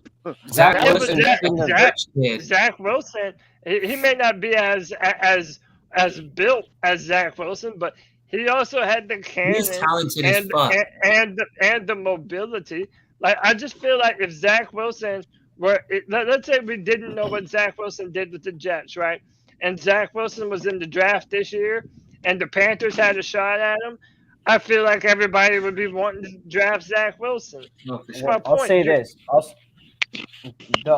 Zach Wilson, I don't think should have been in the draft. I think he should have stayed in college. He only had one good year of film, and he played against terrible competition. So I think we all knew that was just a bad pick from the start. Now, in terms of the quarterbacks we've passed on in the past, I mean, I was screaming for Justin Fields. He wasn't the only one. Badly. And it's not because of his upside or what he could have done. It's just because the last time, I know Cam Newton's an anomaly, but at some point you have to take a quarterback in the first. You have to take a shot on something. Can't we all agree? Sit here and agree. The Steelers are a way better organization than the Panthers. And we were calling Kenny Pickett bad. He literally had the 32nd rush defense, awful offensive line, plenty of holes on the roster. You know what they did with the 20th pick? Not the 8th, the fucking 20th. In a awful quarterback draft class. They picked up Kenny Pickett, and guess what? They're finna develop his ass, and he finna look nice in a couple. He already looks impressive. He spent 5 years in college, so I knew he was gonna be a little NFL ready, more than the other guys. But he fucking impressed me even against the Jets when I saw that game. Yep. His throws, he just looks like he's he gonna be all right. Kenny Pickett gonna be all right in a year or two. He's gonna be smooth. Good thing Mike Tomlin's an offensive coach, isn't it? Oh, no, that's he's right. defensive coach. There's my point. Defensive coaches know how to build rosters better than offensive coaches. Well, is that really true, though? The Broncos hired an offensive Hold on. But that Steelers defense isn't nothing to shell about. The Broncos drafted without TJ Watt. That Steelers defense.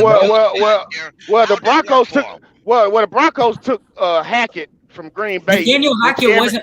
I could be the offensive coordinator in Green Bay with Aaron Rodgers. I've heard Wilks say that a few times. I'm almost positive Nathaniel Hackett was just a quarterbacks coach. He wasn't a play caller ever. That's why Byron Leftwich doesn't get looked at because the whole reason Hackett was in Denver was because they wanted Aaron Rodgers, and when they couldn't get him, they settled for Russell. On this very podcast, there's a crap load of people that want Byron Leftwich for our head coach. That's just a fact. If Byron Leftwich was calling plays for Zach Wilson and it was working, then I would see why. But he's calling plays for Tom Brady. Yeah, and he's not even. He ain't even doing. Hell, he ain't even doing that because they say Tom Brady gonna have meetings after the offensive meetings with the receivers, and he put his own game plan together. Hey, so look, hold on. He put his own game plan together. Before we go forward, I forgot to do it last Friday, and I'm not about to forget to do it again. We're about to look real quick at today's sponsor. That's right, we talk picks, and I've already put together a little ticket here, and the only person that's going to convince me to add to this sumbitch is my man White Chocolate, because this one hitting these prize picks like it ain't nobody's business. Right now I got Josh Allen at more than 258.5. I got Travis Etienne, by the way, one of the best home run hitters in the NFL right now at 67.5. And I got Justin Jefferson at over 90.5. Does anybody think these picks are wrong? And who should I be looking at? Cody, I like your picks, but you got to throw Mahomes passing yards in there because he can break the record this weekend for the most passing yards in a season. So I think he's going to go crazy. Damn, really? Who are they playing? Yeah, they're playing the Raiders. They're playing the Raiders. His props probably set at like 290, but he needs like 400. So I assume he's going to go for at least like 330. Have the Chiefs clinched the first? No, because of what's going on right now. They may have to play a neutral site for the AFC Championship game. So no one's clinched the first seed yet.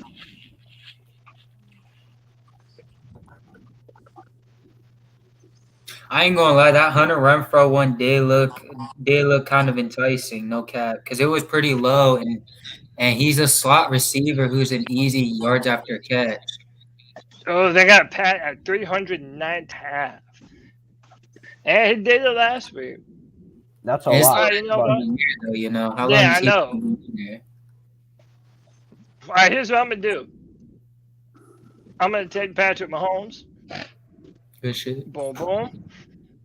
And I'm going to do more, but I'm not going all out. I'm going to hit that flex pay. So look that way, even if I – yeah, what's up? I was going to say, look up Chuba because they said that Foreman might be out. Yeah, and what's his name? Fuck, I'm having a brain fart. Brian Burns might not play. Yeah. We need Drew's input on this, man, because he is the king of prize picks right now. I'm not the king. That's white chocolate. I have my little bears here and there.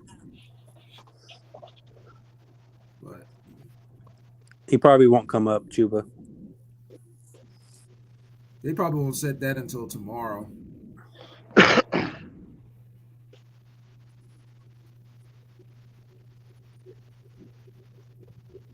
Damn, PrizePicks got no love for the Carolina Panthers. Yeah, they won't set their line until tomorrow afternoon, probably. Wow, man. Anything for New Orleans? Damn, they got nothing for Panthers or the Saints. Damn. They're, all right, they're probably looking at, as I said, they hear people are going to be missing that game, so they're probably waiting to get the final report. Yeah.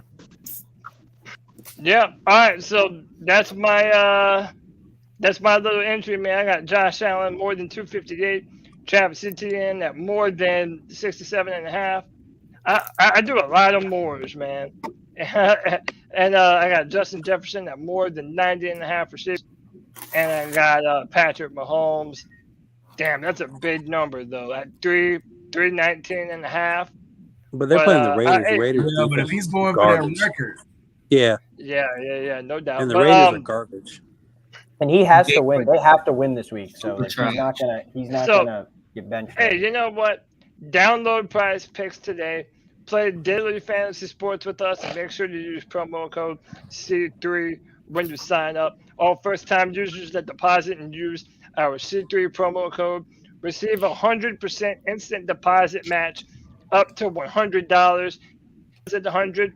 PrizePicks will give you 100. If you deposit 50, PrizePicks will give you 50. That is prizepicks.com. Promo code C3, man. If you want to help out the channel and support the content, support our sponsors. So we were having a great conversation about the quarterbacks here. I want to go back to Will Levis. So is the mindset that the Panthers must draft a quarterback no matter who it is? So, for example, let's say Stroud and Levis are off the board. Are you taking action just because the Panthers have to have a quarterback? It's the top three. That's why I really was just saying the top three quarterbacks. I feel like if those three are off the board, then you can go D-line or secondary, but nah. If it ain't one of those three quarterbacks, I'm not really feeling it. We might as well wait for Caleb. Yeah. If it's not one of those three, yeah, I'm waiting on the quarterback at that point. I'm So saying then if it's the two. what separates Will Levis from Anthony Richardson though? For the when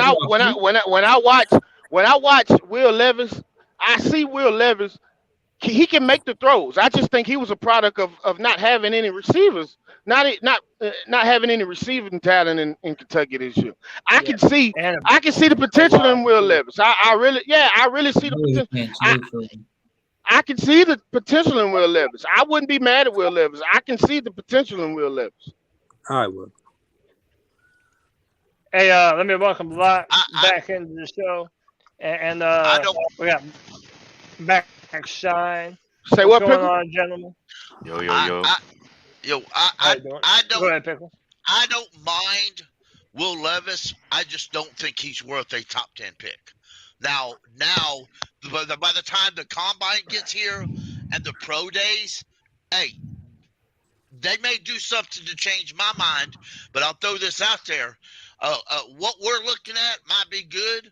We may see something, but you let one of them college quarterbacks sit down in front of that scout, that GM, that owner, or that head coach. Hey, he may say something, and they may drop him completely off that board for one little reason. Who? So, yeah. Well, I'm you not saying any names. Oh. Yeah, it's saying like theoretically. Okay. Yeah, but hey, the interviews, they mean a lot. Yeah. But Pickle, it could also go the other way too. Let's say that let's say they meet with Will Levis, and they're like, well, he had offensive line, and he did have, it didn't have the good receivers, and maybe they see that kind of work ethic and leadership that kind of resemble a Josh Allen type of player, and they might fall head over heels in love with him. I'll see him in the first round. Because there were some folks before the Bills traded up to get Josh Allen. There were folks that laughed at the Bills when they did that and said that was a dumb mistake. And of course, we all know now it wasn't. Oh, yeah, Exactly. they're dumb as hell. There was people 2 years after that still getting their laughs off, and now look at them. And by the way, if the Panthers draft either Will Levis or Anthony Richardson, that's what you're hoping. You're betting that their talent is going to serve them long term, and they're going to end up being a better quarterback in the long run. So that they can put it any of these other guys. Yeah. Hey, let me read this real quick. Brian Burns is questionable for the Saints with an ankle injury. He did not practice today. Also questionable Deonta Foreman, who popped up with a knee injury.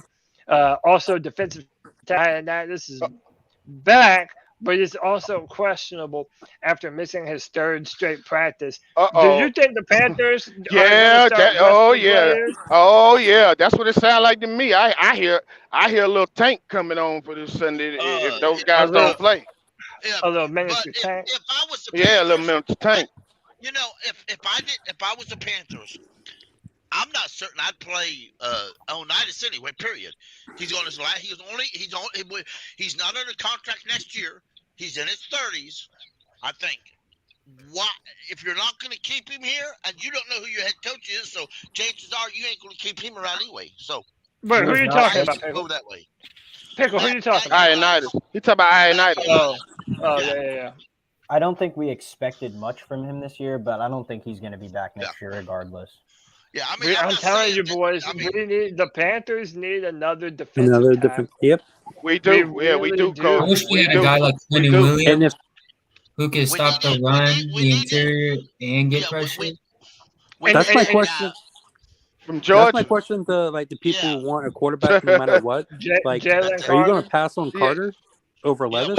I wouldn't. I wouldn't know. I wouldn't pass on Jalen Carter. If Jalen Carter fell to it, I'm taking him. That's what I'm saying. Quarterback at that point. It's okay. The quarterback stuff is out the window. Would you go Jalen Carter or CJ Stroud? Oh, I'm taking Stroud. In that scenario, I'm taking Stroud. You really like him like that, huh? I like Stroud. I do. I'm telling y'all, if Stroud falls in our lap and we get a competent head coach, I'm telling y'all, he gonna take us some places because we already got our line. We got y'all sleeping on Stroud. We have no shot. If the Raiders pick him hard up, I'll buy that. Imagine putting Jalen Carter next to Derek Brown. There you go. Oh, that's yeah, that's nice. That's nice. That's nightmare fuel. Yeah, I want to see. Cody, let me ask you a question. Yeah. If hypothetically, say John Harbaugh comes down here, or Jim Harbaugh rather, I keep calling him John. Anyway, and you get Carter, you get Jalen Carter. Does him and Brown play on the outside, or what, in a 3-4? In a 3-4. In a 3-4, you probably would put Brown at the D tackle and put Carter at the what's that, 2 technique? Yeah. I mean, if they run a 3-4, you're probably putting Derek Brown at 0 tech. If we're running a 3-4, probably that's what I'm saying. Yeah, that's what I'm saying. He'll play nose tackle. Put Derek Brown at the nose tackle at the 0 tech, and you will put Carter on one of those ends. If we're running a 3-4, I'm probably going for the Texas Tech kid. But look, man, even if we picked up Carter, look, I know everybody. Texas Tech kid too small for a DN in 3-4. No. He's talking about Tyree Wilson. He's like 6'5", yeah, he's 275. That's too small for a 3-4 DN. That's too small for a 3-4 DN. Like, I know that people want us to be a 3-4 because they feel like Brian Burns would be better as an outside linebacker, but I really don't think that we have to. If we went with a 4-3, had Jalen Carter as a 3 tech, had Derek Brown as a 1 tech, you have Burns on the edge as that wide 9, and you put somebody else on the other end. I don't know who that would be yet, but I really do think that the Panthers can still run a competent 4-3 defense. I mean, in that scenario we could. Do we also think Derek Brown? Are we going to re-sign Derek Brown when it's time to re-sign him, though? I think so. Is it also time to kind of get his next up in Jalen Carter if the quarterbacks aren't there? Jalen Carter, it don't matter if the quarterback's there or not. He ain't falling to us. That's just a damn hoop dream. Let me look up the draft. He ain't falling down. I mean, the middle guys are all defense. I mean, that's a hoop. Jalen Carter could really go number 1 overall. He really could. Well, by the time Jalen Carter hits the combine and people see his real speed, that dude going number 1 overall. Yeah, he could go number 1 overall. Because by the time that he hits them tracks and that speed and he starts destroying the combine. Well, the Bears can get the number 1 pick too. No, I don't know. The Texans. The Bears. But I'm gonna tell y'all though, I'm not gonna be surprised if Bryce Young might be the quarterback to fall. I'm just be ready for that. He could be the quarterback to slide. No. Chicago. No. Just because of his size, I'm telling you. Yeah, Texas Indy Raiders. quarterback. I don't run Bryce Young. Bryce Young's just Chicago, Denver, Arizona, LA. I got the draft order right now. Right now, the Panthers Texans, are picking Indy, number 9. Raiders. They probably got to take Anthony. I don't know. So if Atlanta, if Vegas loses to Kansas City, which they're going to, they're getting Atlanta's probably going to lose to Tampa Bay. I mean, we're probably picking around 9. So, a lot of the big name prospects like Will Anderson and Jalen Carter, they're probably not going to fall past Chicago or Arizona. Yeah. I will say the top 3 quarterbacks are not. No way in hell. Yeah. Yeah, you're right. Yeah, Houston probably goes Bryce. Chicago either trades out of number 2 or they just take the best defensive player. They're not going to trade because they might not get Carter or the Willis. Wow. Yeah, they would. If they trade back, if they trade back, because Arizona. If they love Carter, but that number is going to be expensive. So if you did trade out, they might say, "Hey, give me another 2 first-round picks next year, and I'll drop down still into the top 10 or whatever." and I'm still looking pretty, right? Because they have Justin Fields. They're going to try and build around him. I don't know what's more appealing to them, getting more draft picks or taking the best player available. Well, It's they probably already the gave best up player holes. available. Indy already gave up enough draft picks, and then the Raiders. I don't know how many they got now. Chicago got so many holes. Chicago could be the team to trade back because they got a lot. They got a lot of holes. Trade up to get Fields too, so it wouldn't be surprising if we traded up with them. Yeah, it wouldn't surprise me if we traded up. I don't want to trade up, but it would surprise me. I don't really want to either. But for a quarterback, I wouldn't mind it. That would be the only way you get a top 3 quarterback. Yeah. If I was Chicago, I would draft Carter, Jalen Carter. Number 2. Yeah. They might do that. They might still do that.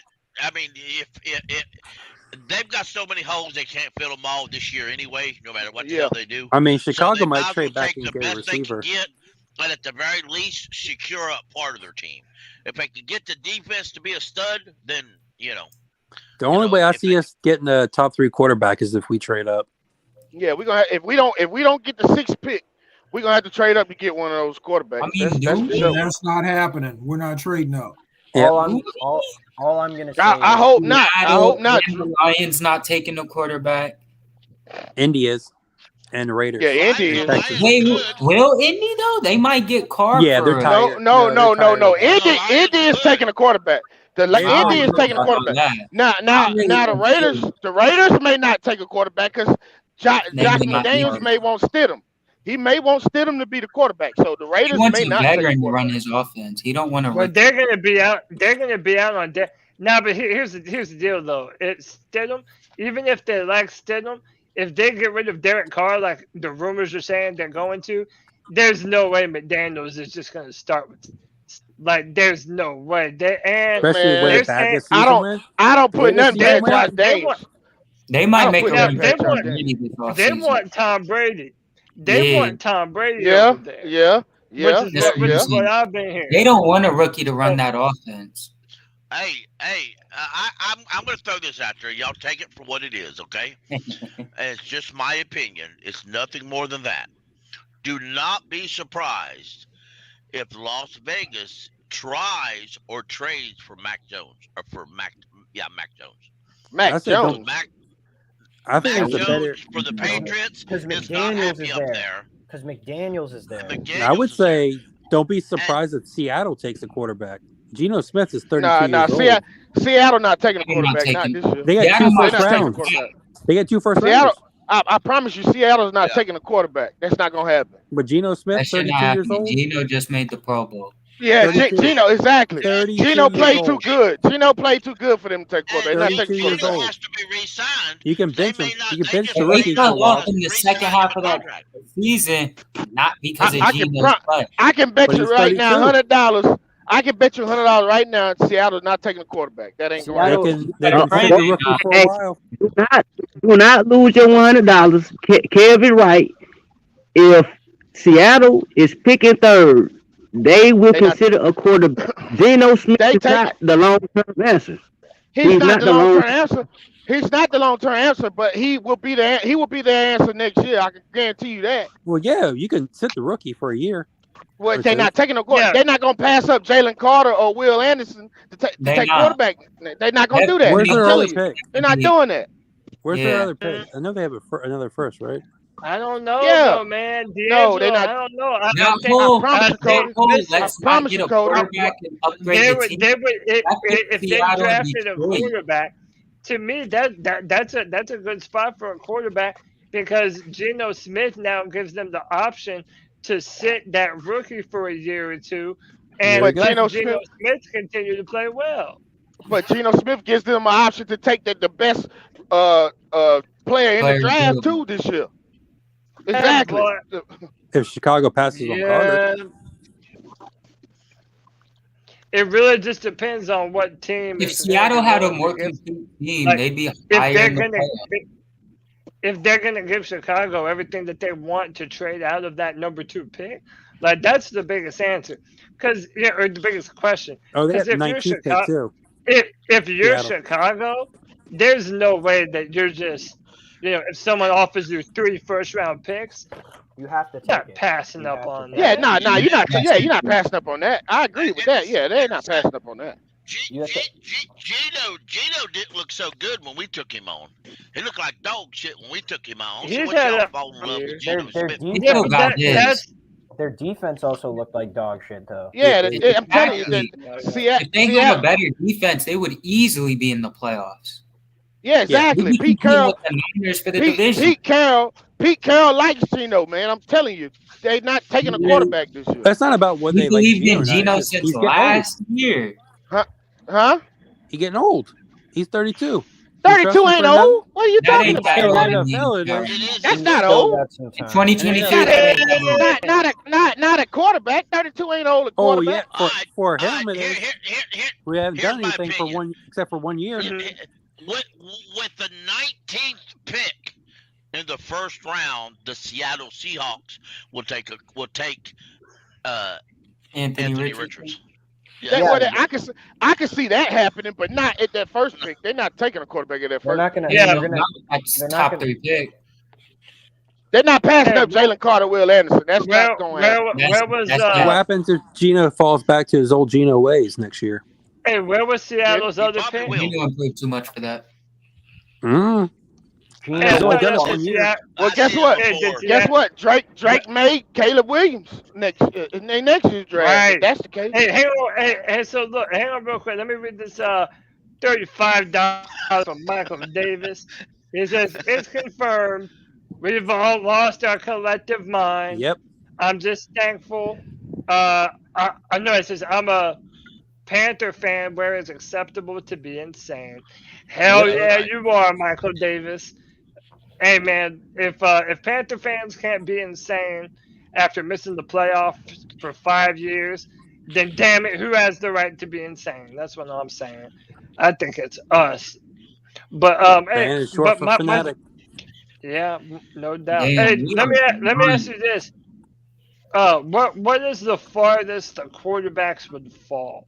Let's say Houston goes with Bryce Young number 1. Like where would CJ Stroud? What's the range if he is number 2? 5. What's the range that he would go? So he's not passing. He won't pass up. He won't pass up Indianapolis. That's for sure. It depends if the Falcons go quarterback. Honestly. The Falcons can go quarterback too. Raider looks terrible. Yeah. What were those rumors? Hey, do you think it's serious that Levis may the Seahawks not doing it? The Cardinals not. I heard that too.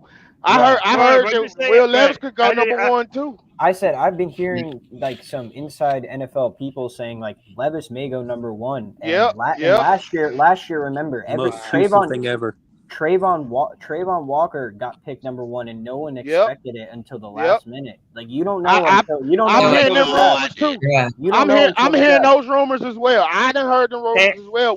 Don't be surprised. Will Levis be the first quarterback taken. I mean, if you're a Panther fan, that's what you want to happen, right? Yeah. Because then that makes sure that either Bryce Young or CJ Stroud falls to us. And Matt Corral season. Think about this quarterback class, man. What do the Panthers need to do? I know you're repping Matt Corral like I am. Always. How do you think this is going to turn out? You feel so confident in I think like realistically, we're not falling on Bryce or Stroud. I think the best decision is to get a D line or maybe secondary, and then in the second round maybe we draft a quarterback if it is available, or maybe we could trade up for one for the second round. In the second round, maybe. The only trading up we can be doing is for Caleb next year. Honestly, we need to trade back. Yeah. Definitely trade for next year, or maybe 10. But my only thing about that though is you're never guaranteed to be good enough. Like, do you really think that the Panthers, or do you really think that the Panthers are going to be bad enough next year to draft Caleb Williams? The South is going to be awful. If Sam Darnold plays as good as he plays for the last 5 games, then definitely not. Yeah, I wish y'all would quit with that damn Sam Darnold shit. I'm so That's God damn it, QB1 I'm so next year. sick of that. Yeah, No, yeah, that hold up. I'm sick of that Sam Darnold shit. Hold up. man. Whether you like it or not, that's Hold on. Sam done caught lightning in the bottle for 5 games, and y'all got Sam Darnold. I do not trust Darnold. Hey, look. I think Sam has figured it out. I think Sam has figured it out though, for real. I think he figured it out. I think he just needs some time to sit. Maybe he has, but damn it, I don't want Maybe to we re-sign him, and he could teach the connection to DJ to the rookie we draft. How about that? I will say this. For all the people who say Seattle shouldn't draft a quarterback, I mean, they should draft a quarterback even with Geno. He's played a full season, and he's shown he's capable. And for all the people that are saying for 1 year, we shouldn't, and Sam Darnold's played 5 games, and now everyone's saying, and Sam Darnold's played 5 great games. I think we also played decent when Russell Wilson was out last year, though. He was playing good then too. And Sam has played half this year. He could be our Geno. Sam has played 5 fucking games, and we're talking about let's get. I wouldn't bet on Sam Darnold as a full season starter. This is by far Sam Darnold's best 5-game stretch ever. I'm not trying. Damn, that's it. I gotta look. I'm looking at his last 4 years. Fuck them. Fuck them 5 games he just played. No, I'm not betting. That will be a good quality backup. How many games did Geno play last year? He played like 3 or 4. 2. I thought it was 2. He was like 1-3, but like that wasn't really Geno's fault. He still played relatively good. He played way better than anyone thought he was going to. Yeah, he did. And Sam could do the same. He showed signs last year. He did when he played those games. He showed signs. He was playing last year like how Sam is this year. That's what I'm saying. I only want Sam for 1 year. That's it. It's Sam fucking Darnold. Real talk. Yeah, if you tell me you can bring Sam back on a 1 year $7 million deal, then fine. I'm fine with it. But he can say 1 year deal. CJ how to get y'all need to fear the beard. That man is different when he's rocking that beard. And like it ain't the beard. It ain't the beard. Hold on, it ain't the beard. No, I'm gonna tell you what it is. Help his hands hold on, Cody. It ain't the beard. It's the spat. Sam spatting up, and I do like that. I don't know if y'all know what spat is. That's anybody muscle, play football? No, that ain't muscle. Contract. That's not muscle. Spat is the tape on his cleats. He looks sweet. He playing with a swagger. I give him that. Yeah, man. That's what spat is. Spat his cleats up. Whoa. But you're talking about Kenny Pickett earlier. Look, my man God of Blackness with the $5 had stopped the same. Man's finally got a line to operate behind. There you go. Let him breathe. He has been balling. That's what I'm saying, bro. Like, he still has ball security issues. Whether or not you believe Sam is the future, Sam has played better this year than we ever thought that he was going to play. And Absolutely. How about this?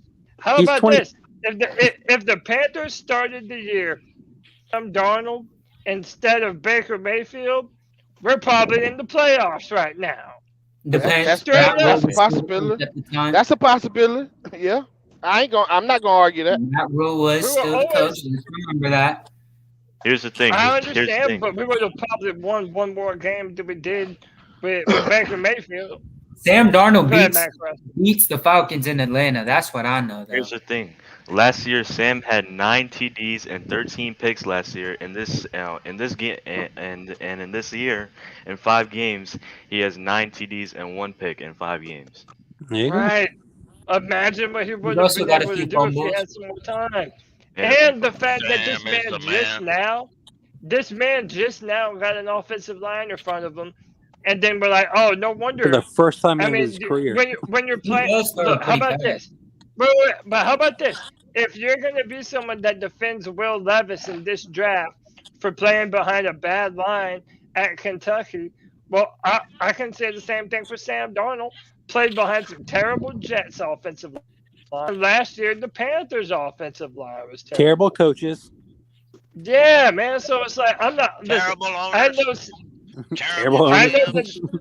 know that Sam Sam. Darnold also didn't win us the game. Like Cody has mentioned how Sam has played better than PJ and Baker when there's no run game and the defense falls apart. But Sam hasn't been able to still get us to win those games, though. That's the problem. I mean, our DBs are giving up 50-yard bombs every other game. It was still his fault, though. No. Listen, we did not lose this past game because of Sam Darnold. Definitely not. No case. No chance.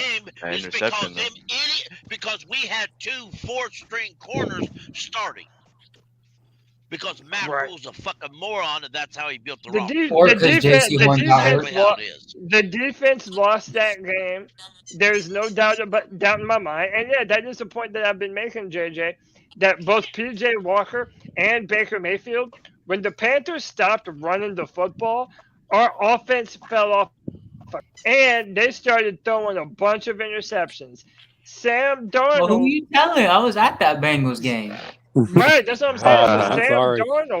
Sam Darnold, whenever we were not running the football effectively, Sam didn't start throwing a bunch of interceptions. He only had the one just recently. So that man's throwing the ball. It wasn't a bad interception. It really wasn't. Tampa got the ball. Yeah. So this is what I'm saying. Like Sam is, he was drafted number 3 overall for a reason. He has the physical build. He has the arm talent. He's just always been a don't trust him because they've never. He's always been and listen, pussy. I'm not ever going to say that Sam Darnold has done enough to prove that he's the guy going forward. But I'm telling you right now, he's not giving me a lot of reasons to doubt him either. Perfectly worded. I just say it depends on the head coach. You don't have to be a top 10 quarterback. The one thing that I do like that Sam provides, Sam will not cry and boo-hoo if you draft a quarterback in the first round.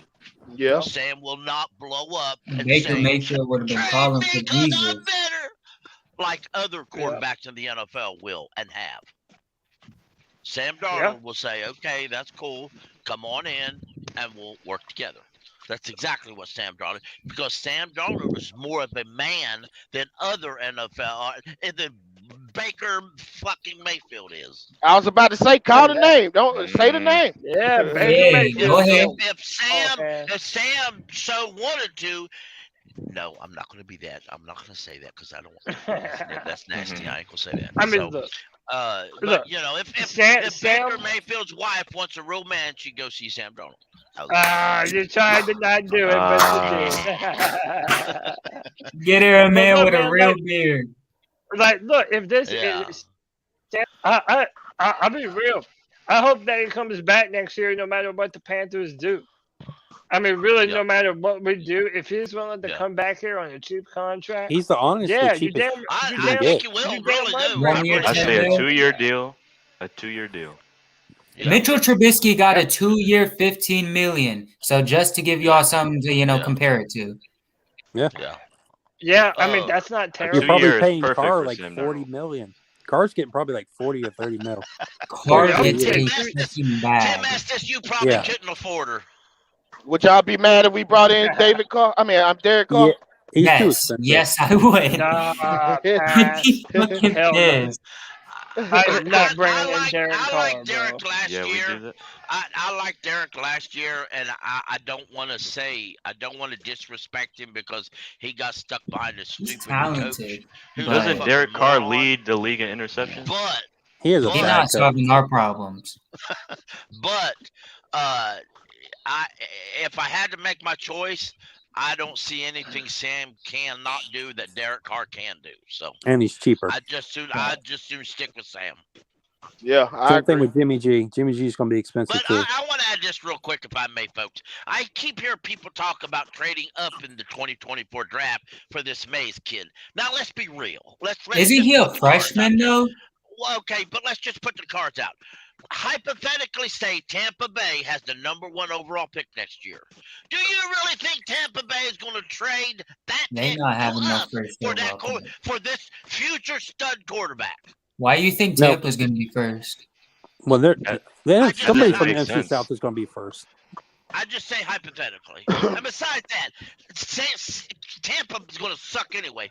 And The Colts might be Tampa's gonna first turn next their year. I think Tampa's going to turn their entire roster. And Tampa doesn't have a running game at all.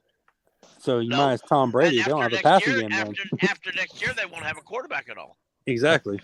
And they don't really have a head coach at all.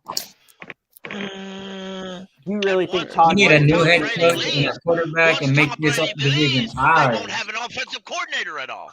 The South is going to be trashed for like another 2 years. We need to run this division. We need to take advantage of right this second. 1 year, I want to see us win the division. Just 1 year. That's what I'm wanting to keep I saying. want back-to-back winning seasons. Hey, yeah, for sure. But after what we've been through, 1 year would turn this fan base around. And that's why I want BPA. I mean, we can. I need back-to-back winning seasons, honestly. Hey, I've never used this website before, but just for shits and giggles, I figured it might be fun. Let's do a real quick mock draft. Yeah. I'm using. Yeah, mock draft data. Oh, we're gonna be doing a lot more. Y'all better get used to this shit. Hey, somebody mute your microphone if y'all got my volume. The echo. Yeah, there's a big time echo. If y'all got me in the background, mute. Let me see. Testing 1, 2. Okay. Yeah, Matt Corral. Nope. Man, somebody got me in the background. Mute your microphone. Who else I got up here? Is it Bub? Okay. I think we're good. I start this thing up. This usually has CJ Stroud falling to us. I've never used this, by the way, so forgive me. It probably has us with CJ Stroud left.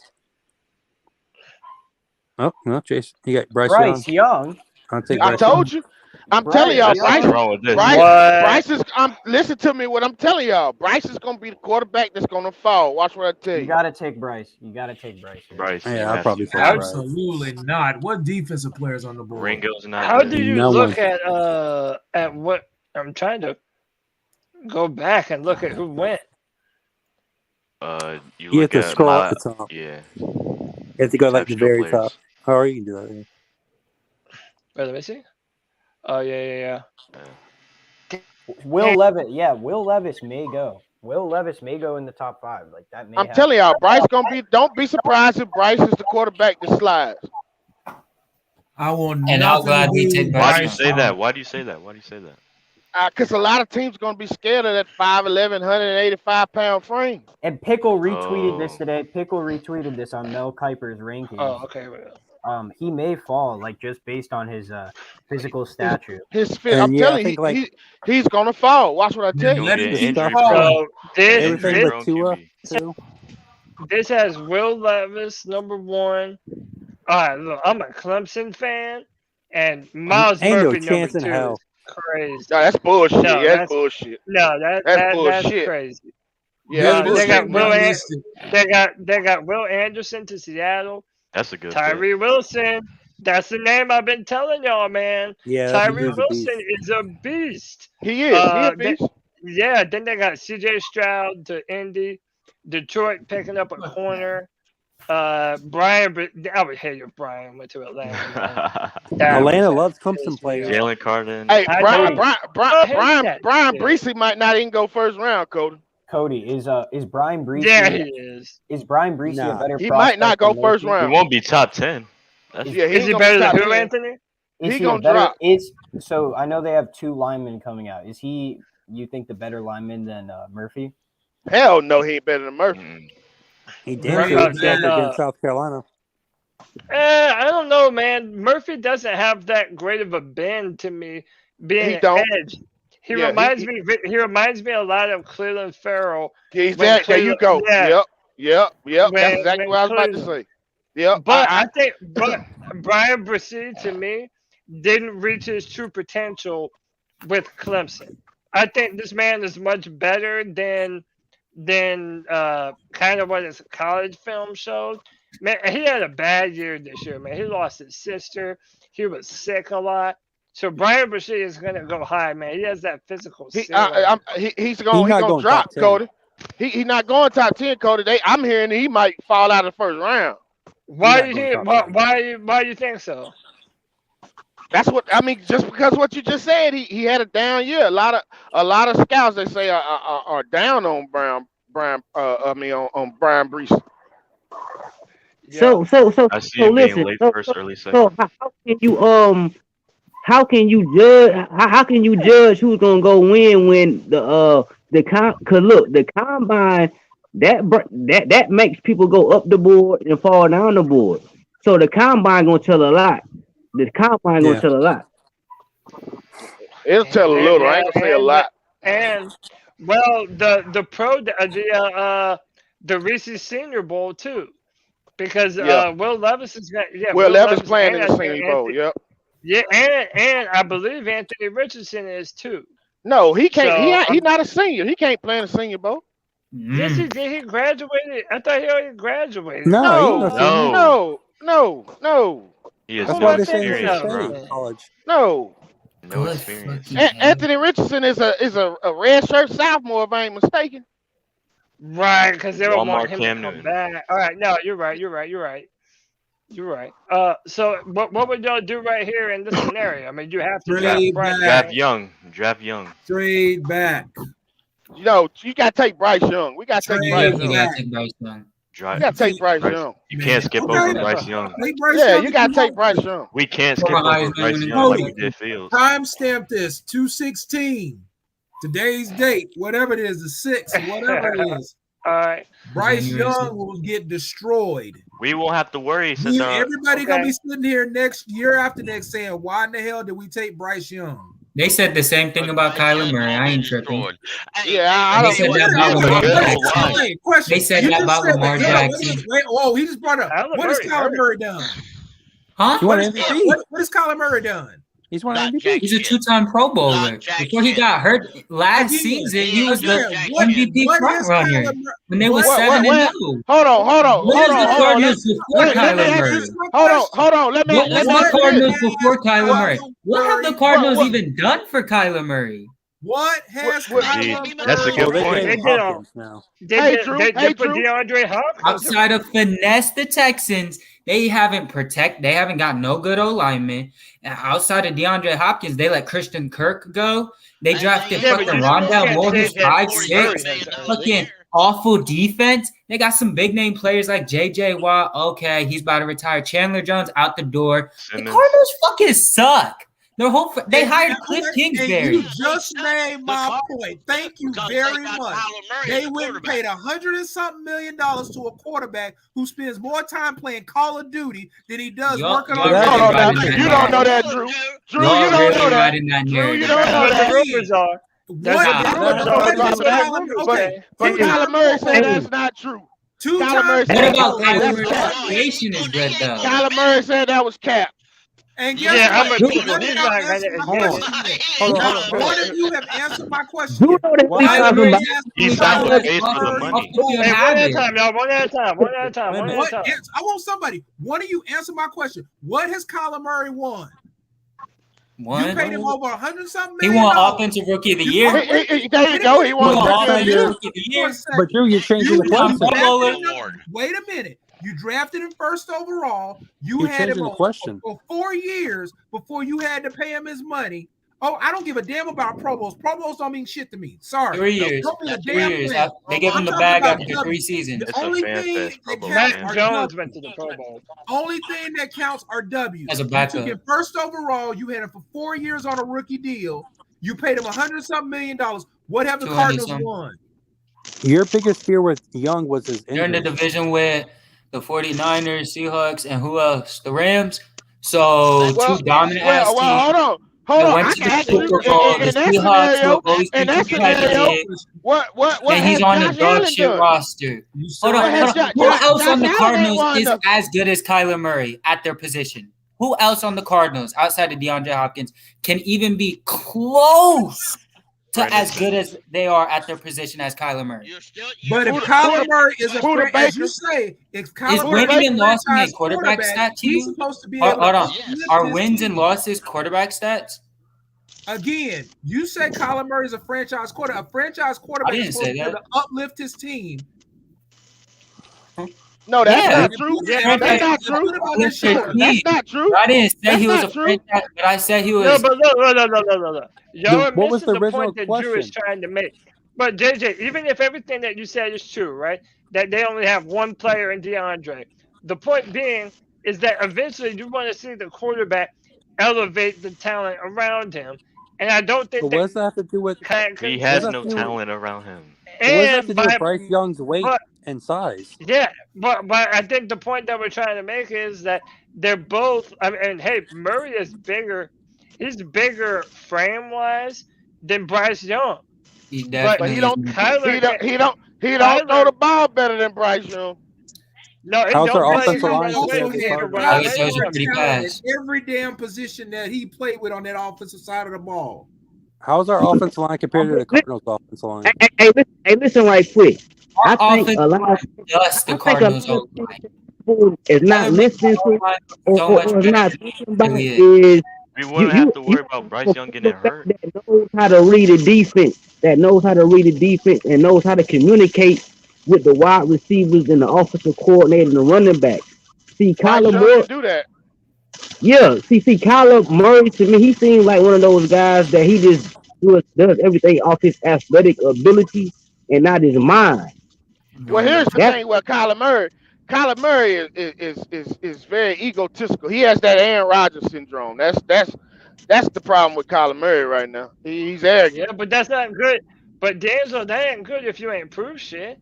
And he really you're right. I agree. He has, what y'all mean he ain't proved shit? He's been the only relevant thing about the Cardinals. I would take smaller that has ever done anything worth shit in this league, and his name was Drew Brees. Kyler Murray has done way more for the Cardinals than we've done shit in the past 5 years. Kyler Murray ain't done shit. That's a low. Oh yeah. He just made the playoffs last year. We ain't done that shit since 2017. Like 5-12 for 4 years straight. Wait, hold on. Time out. So if we weren't drafting Bryce Young right here, then who would we even be drafting? Like, that's the question. Everyone else is mid. Well, hold on, time out. Why the hell would we pass up Bryce Young? I'm not saying we are. I'm saying if we didn't. So we'll take a vote, but in the first round. At that point, you should trade back. I wanted to see just how the board would fall. I think this is messed up anyway. There's no way Bryce Young, in my opinion, is going to fall. But if you didn't draft Bryce Young, damn chance on his ass, and when that shit don't comes skip back a prospect like Bryce Young. So Drew, you don't want Bryce Young, period. Hell no. Why? What is wrong with I don't either. Are y'all crazy? 185-pound quarterback. Congratulations. What was Lamar coming out? He can gain a little weight, man. They get over adversity, bro. It's just another time. He's been playing football his whole fucking life. Once he gets to an NFL franchise, he's going to put on some damn weight. Exactly. They're going to make him put on weight. Trainers have already told him he can't put on too much more weight. Why he can't? He is who he is. Because his frame of his body and his athletic ability, and he he can gain 15 pounds very easily. If he started he could weigh 200 pounds if he wanted to. At least 200. If he puts on 15 pounds, he still ain't going to be but 200 pounds. How big was Drew Brees? How big was Drew Brees? Exactly. Exactly. You protect your quarterback, you'll be fine. How big was like 220 pounds? No, hell no. Drew Brees wasn't no 220. Let me look it up. Hold up. Drew Brees was about 205. He was about 205. Because Tom Brady and Aaron Rodgers was 225. Hold up. Playing weight. Hold up. Yeah. He was 213 pounds. Exactly. 213 pounds. I mean, that's still bigger than Bryce by like he was what, 6 foot pounds? And 213 pounds. How much? Hold on. How much? He's 194. Wait a minute. How much was Drew Brees when he got drafted? I bet you won't do At the 213 combine, pounds when he got drafted. At the combine, he was 213. Oh, at the combine. Okay. Okay. Let's be real here. If Bryce Young is as great as you people want to say he is, then why did he fall? Why are people projecting him to fall? Just because of his frame. This is a shitty mock draft simulator. This is a shitty mock draft simulator. Hold on. In real life, but in real life, I told y'all. In real life, I think he's going to fall. But it's only because of his size. It's only because of his body let frame. him continue to fall. With all due respect, But in our situation, we gotta goddamn take a chance. You don't pass. No. We got to one at a time. You don't pass over a project like a prospect as like Bryce Young. Yes, you do. No, you don't. That is not smart. No, you don't. Not when we had You don't. as biggest No. quarterback purgatory as we've been the past 4 years. You do not pass really it. Cody. If Bryce Young falls, Especially if they're calling you at number 9. Go ahead and draft him. One at a time. Lou is so confident he's going to get hurt. That is insane. Here's what we're going to do. I'm going to go to each one of you and tell me, are you in favor of drafting right here? And then that's what I'll do. And the winner, whoever gets the most votes, that's what we'll do. Pickle, are you in favor of drafting Bryce Young? No. That's one no. JJ, I think I already know. You're drafting Bryce Young, right? All right, Yes. so that's 1 no, 2 in favor. 1 no, 1 in favor. Drew, I know Drew's saying no. Kevin, White Chocolate, are you drafting Bryce Young or no? I'm taking him right here. All right, so we got it's 2-2. D'Angelo, I already know what you want to do, man. You want to draft Bryce. Yes, sir. So that's 3 in favor and 3 in favor, 2 saying no. I gotta check his name again. Matt Corral was. Are you drafting Bryce? Hell yes. Not even a question. Damn, so we're 4-4. We really split on this shit, man. Damn. All right, look. I'm going to be the deciding factor. And again, this is just a mock draft that we're doing. I really do believe that he's going to go number 1. I understand that he's small, but I think that people are going to view his quarterback brain, the leadership, the arm talent. He's good. He's not my favorite player in the draft, but I think the Panthers would jump to the podium to draft Bryce Young, if I'm being honest. So he probably should a year. Fell to us. We would draft Young and then, yep. All right, Bryce Young, let's see who it is. By the way, I ain't gonna lie, whoever your JSN getting the field. In the chat and the private chat, it leads to a link. Will Malcolm You only pick the tells first everybody exactly why. Take your tight end, Cody. See that Bryce Young's frame, due to his frame, he can't add a lot of weight, and NFL scouts have already Just talked keep about doubting him. Wait. Go It's ahead. the same shit about Cody. fucking Deshaun Watson, Lamar Jackson. Everybody got their doubters. It's cool. It's just more adversity to them. They'll get over it. Wait, Bryce if Bryce Young falls, that's beneficial to him. Because that means he's going to a better football team. Exactly. I wouldn't want to go to. He won't have to worry about getting hurt. No, I wouldn't want to go to Texas. Nobody want to go to Houston. Hell no. He's gonna ruin his career in but Houston. He should have stayed another year in college. And they don't even protect. They're not even protecting the quarterbacks they have. Houston has a lot of holes that they got. But that's the reason why. That's why they have like 16 draft picks this year. That's the reason why Will Levis is going to probably be the first quarterback taken too. Man, that's risky to me, man. I've seen a few. Watch Too what I many say. ifs. Too many ifs. You have to have better stats in college, in my opinion, if you're going to be the number 1 pick.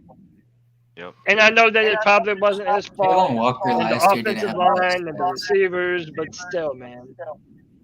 Dude, he went like 5 games in a row in the SEC and didn't even throw for 200 yards.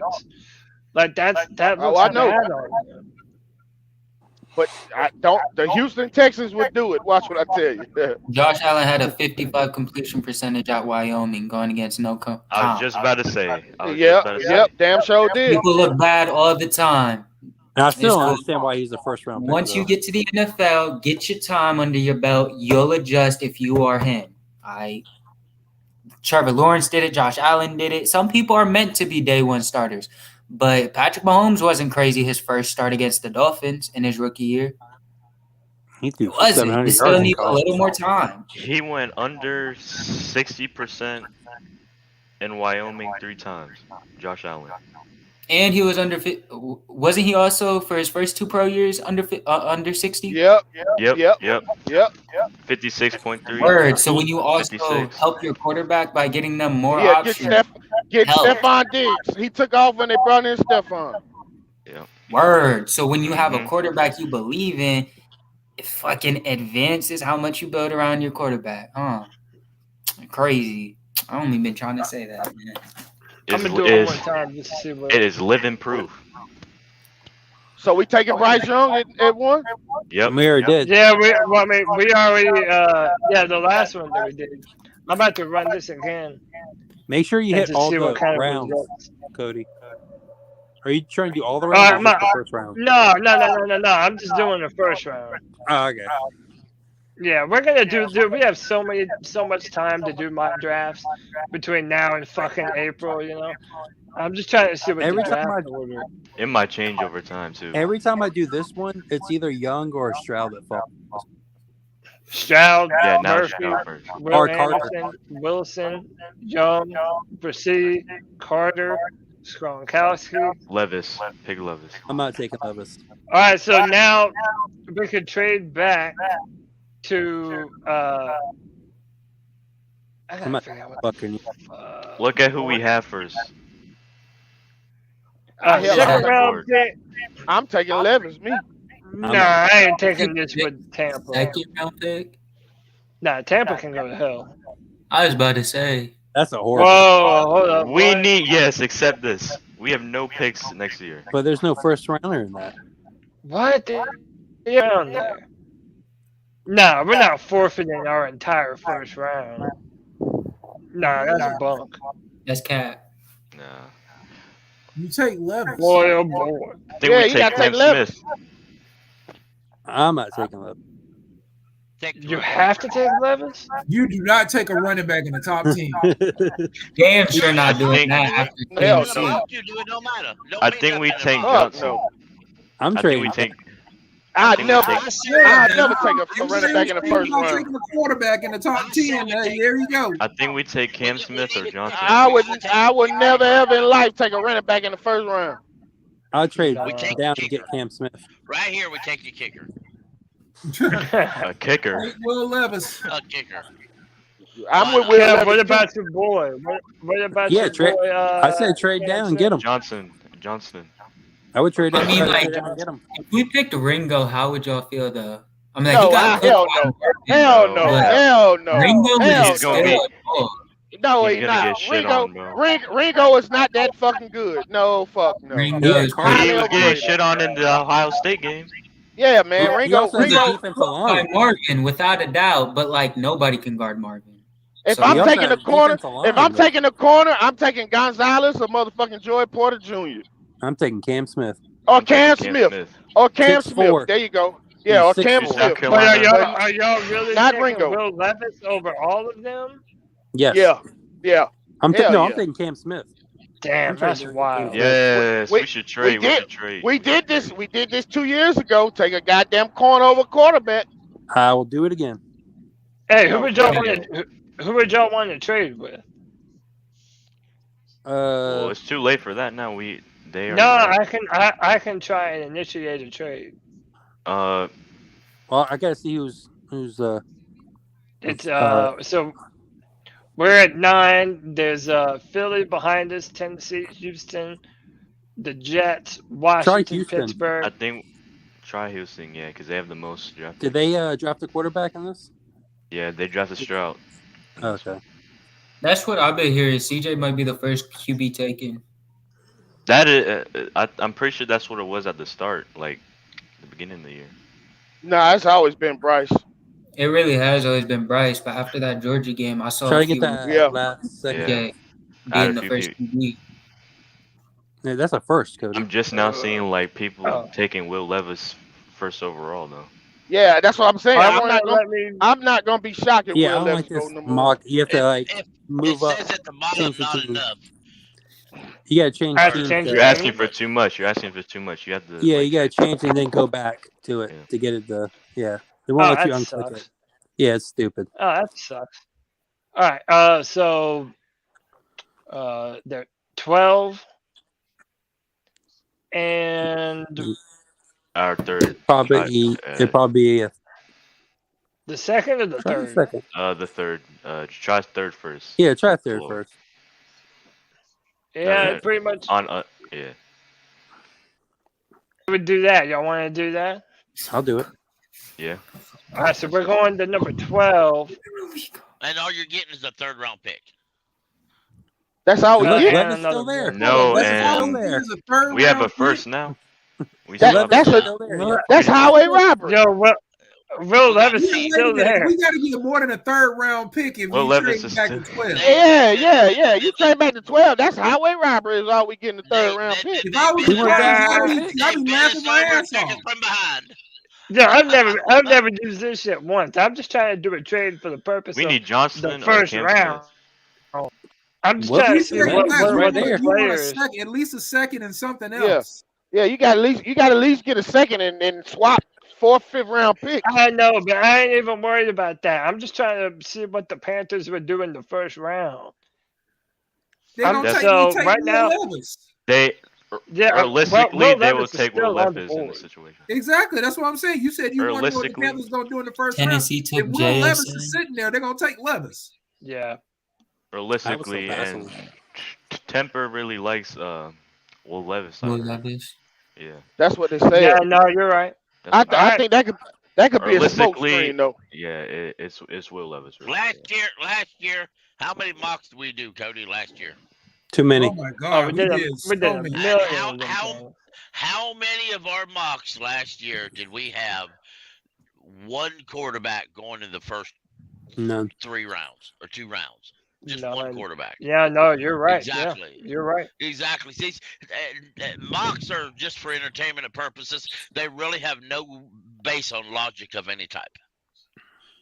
But realistically, we're taking Levis. Yeah, And that's realistically, Levis is not passing us if he fall to us. I wish he We're would. not trading back if he there. Temper at would 9. not That's allow that to him. happen. No. Temper would not But allow there that. were rumors that David Tepper loves him some Will Levis. Yep. That was before the season, though. That was before the season, yeah. That don't mean nothing. He also loved Justin. Yeah, Justin yeah, Fields, that's and my that didn't point. he didn't override. Yeah, on just that. because Tepper loves him, it don't mean that shit, you know. Well, that's because Matt Rule was here. That's the only reason why. Matt Rule He may has not want to power. make that same mistake again. Matt Rule is making all the decisions, not. David Tepper need to get on that CJ Stroud train. David Tepper himself. If it's said Jim that Harbaugh, he has the power to override Matt Rule. He just chose not. Well, didn't Tepper like Kenny Pickett too? Yeah. So, yeah, but Matt that was Rule's just not because they're bitter both like from Kenny Pickett. Pittsburgh. I mean, he liked him. I think Fitterer think and Kenny Pickett's small hands mean anything? Yes, because he sucked. They not really with the gloves, but Sam Darnold has small hands, and we see he has a tough time protecting the football. Yeah, when he gets hit from behind. Wait, who has small hands? He ain't got small Sam hands. Darnold. He had the smallest hands in his Doesn't have draft. small He hands. don't have small Yeah, hands. Yeah, he had the smallest hands out of his he draft did. class. Yeah, Look it he did No, have somebody look that up. My man pretty has sure like he had the 9 smallest They- hands. He had like 9 and 5/8 inch hand size. That's not small. small, Cody. For a quarterback, 9 inches is small. He's got 9 3/8 quarters hand size. That's small Yeah, hands. that's not as small as you No, think. it ain't either. 10 is considered big. For a quarterback, 9-inch hands are small. Kenny Pickett has like 8.5. 10 That's inches super is small. considered a big Kenny hand. Pickett has the tiniest. All right, Smarties. Jared Goff hand size is 9. Patrick Mahomes is 9.25. Mr. Yeah. Trubisky's is 9.5. Yeah, it's Deshaun about Watson normal. is 9.75. Yeah, So that's I believe normal Sam hand Darnold's size. 9.3/8 is pretty damn good. Yeah, that's Well, I wonder how big my Hand is. size don't matter. Sam can still sling that thing, no matter. Yeah, that's what Sam I'm throws saying. a pretty spiral. That's without a doubt. Sam can still sling it, don't matter. Do y'all think? Hey, do y'all really think? I still don't want short, skinny, scrawny, Bryce fake young. Chirping. Yeah, you tripping. Yeah, you got it. Yeah, you smoking some good weed over there. Yeah, hey, I share though. Come on over. Oh, no. So this man, they had Stroud going number 1 to Houston. I mean, yeah, it's all just. I can see don't know that. why I they can keep on see making that. Miles Murphy go number 2. That's It's good. preposterous. Miles Murphy too is crazy. Well, there's always somebody taking the top 3. I'd be pissed if the Falcons got Carter. Yo, Bobby Jordan came in at the wrong time, man. It's like, damn, y'all drafting Will Levis in this son bitch. Yep. Jordan does not like We he can does all not like Will Levis. we can understand that C.J. Stroud and Bryce Young is like their whole entire will be I'm not a fan ruined. of mock drafts. But And so look, here's what I'm gonna do because we're getting ready to sort of wind this down. I'll ask y'all about the season in general. Was this season more exciting than the past year for y'all? We got Echo. And by the way, there's still a crazy echo in the background. I think that's Matt Corral. Well, let me see. Hello. Oh, nah, I still hear it, man. Hello. I don't hear it anymore. Hello. Testing. I don't hear. I hear myself in the background. You're good. Whatever. It's all right. So, was this a more exciting season for y'all as Panther fans than it has been the last few years? Yeah. You fired Matt Rule, so that's something to be excited about. That was the highlight of my damn season. Firing Matt Rule. Yeah. I haven't been this excited in the last 3 years going into the off season. I got excited when we fired Matt Rule. Yeah. I fucking damn near threw a party. I was fucking ecstatic. I got, bro. I can't believe we didn't fire him last year. It was a Monday we fired him, right? Mm-hmm. Yep. After the Niners game. Waking up just from school, seeing that, it felt great. Yeah. And like the fact that we were pushing for the playoffs, like that, dude. We haven't felt like that in forever. What, 2017? Nope. This is the last we time we tanked. sniffed the playoffs. Trading CMC was definitely the low light of this season for me. I still feel like we lost that trade. We needed to be happy. That had to happen. But that wasn't a low for me, because we needed to do that. You'll be low when you see them draft. Could have gotten so much more for CMC. How you fit? We got a lot for him. We got a Niners second round pick. That might as well be an early third. It don't matter. It don't matter. Traded Brian Burns for a high price. We could have gotten a Niners late first round pick. No, you couldn't. Not for no high prices with pro running back. No, you're not. You see what Claypool got? CMC's been on the injury report ever since we traded him. But he was good this year. Yeah, but he also has 1,000-something yards right now. He's still playing. Well, yeah, but that's because he fits that certain offense. Yeah, exactly. And the 49ers wouldn't give you no more than that. I would take. I feel like we could have gotten one clean first for CMC.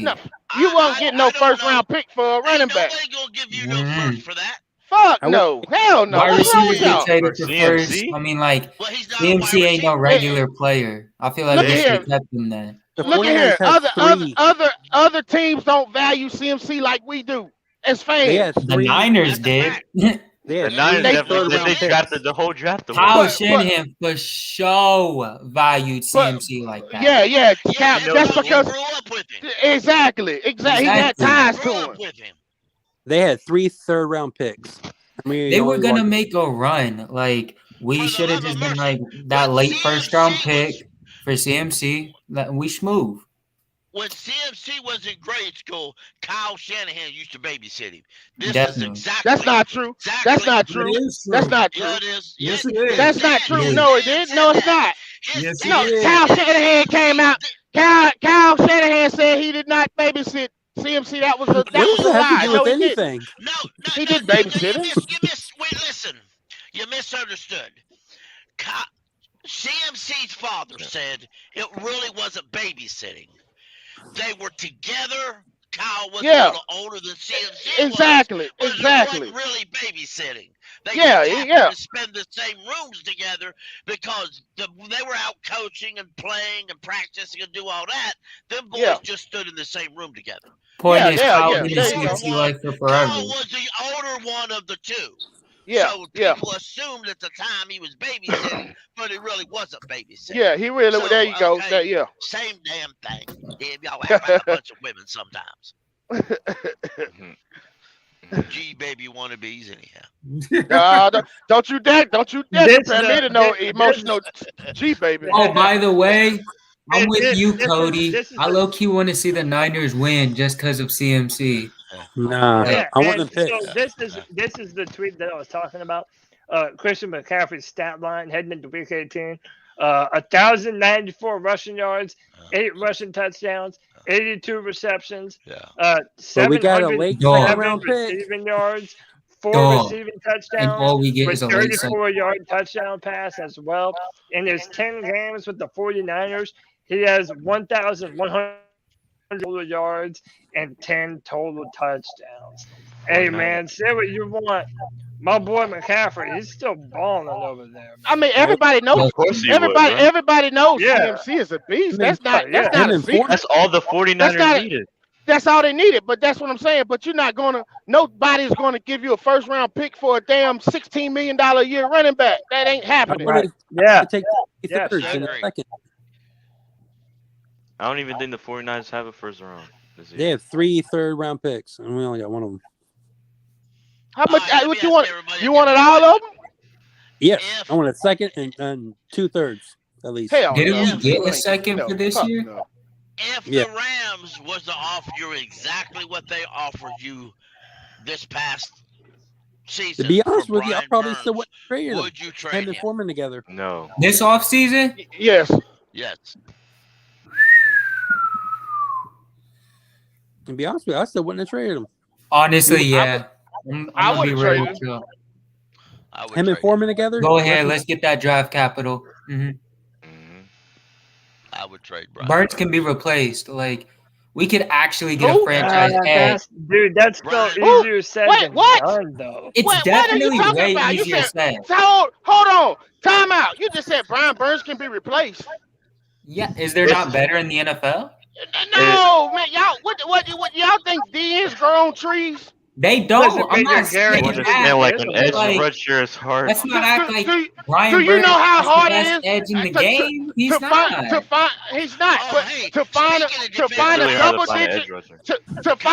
double digit, a consistent double digit sack getter at DN is like damn near like trying to find a damn quarterback. It is. Javavion Clowney wasn't all into the Browns practices today, so they told him to go home and don't come back. Yeah, that's my man. Okay, he said he ain't coming back. Yeah, he said he ain't coming back. That's my man. That's my man. He said it's a 95% chance that he ain't coming back next year. That's my boy. Kevin, you want Clowney on this team? Hell yeah. Hell no. Fuck no. He'll be right over there. Y'all would not want Jadeveon Clowney on the other side of Brian Burns? I want Barnell. I wouldn't because Jadeveon Clowney is injury prone. He's better than YGM. He will play. Yeah, he That's is. the He damn is. show. But the money that we would have to pay him, he ain't worth it. Yeah, Never he's, gonna pay him much. he also wants a He's not worth long-term it. deal. He's been Yeah, getting man, these he ain't one-year worth it. deals. I ain't He's giving not him worth no it. money. I do like I do on Madden. I'll bring him down here and then edit it. And by the time If he'll come for the veteran minimum, yeah, I'll He take would him. have But to. You only have like 2 sacks. other than this that, year. I wouldn't touch him. Yep. That's my man though. Listen, even if you think there are better defensive ends That than hit on Brian the Burns, Michigan running back lives in my heart. you're not forever. gonna find just another better defensive end the next year in the draft, especially when everyone's quarterback. Like you're not. I agree. You know what? Brian Burns has not been fed the best hand for this team. Like He's not even at his peak yet. YGM, Matt Ioannidis, they are backups at best on the fucking 49ers and teams like that. Y'all don't understand, man. Whenever we get Brian Burns some help, Brian Burns is going to be a 15 sack a year player. You can bet your sweet ass on that. Yes. Well, he did And not you know, even have listen, what helps Brian Burns do that the most?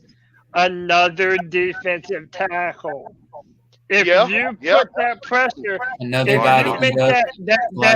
that interior of our D line, make it where they have to allocate resources to the middle and get Brian Burns one-on-one every play, dude. That's a 15 wrap. sack. He also needs to bulk up some more. He gets bodied too much. His bull rush isn't there yet. He He needs to stop chasing sacks.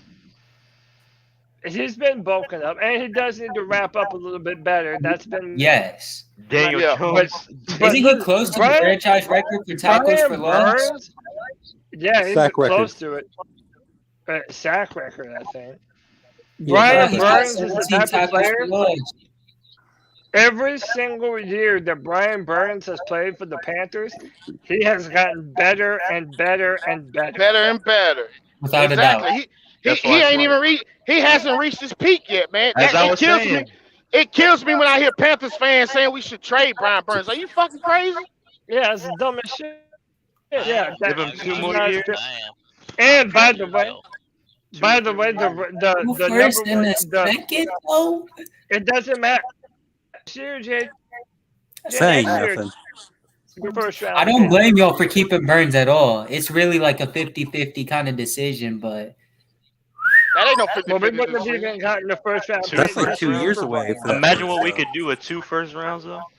And 2 years from man, now. that don't. But now, okay, you get rid of Brian Burns. Who you got rushing the damn quarterback? YGM. Oh, Bro said YGM. Anyways.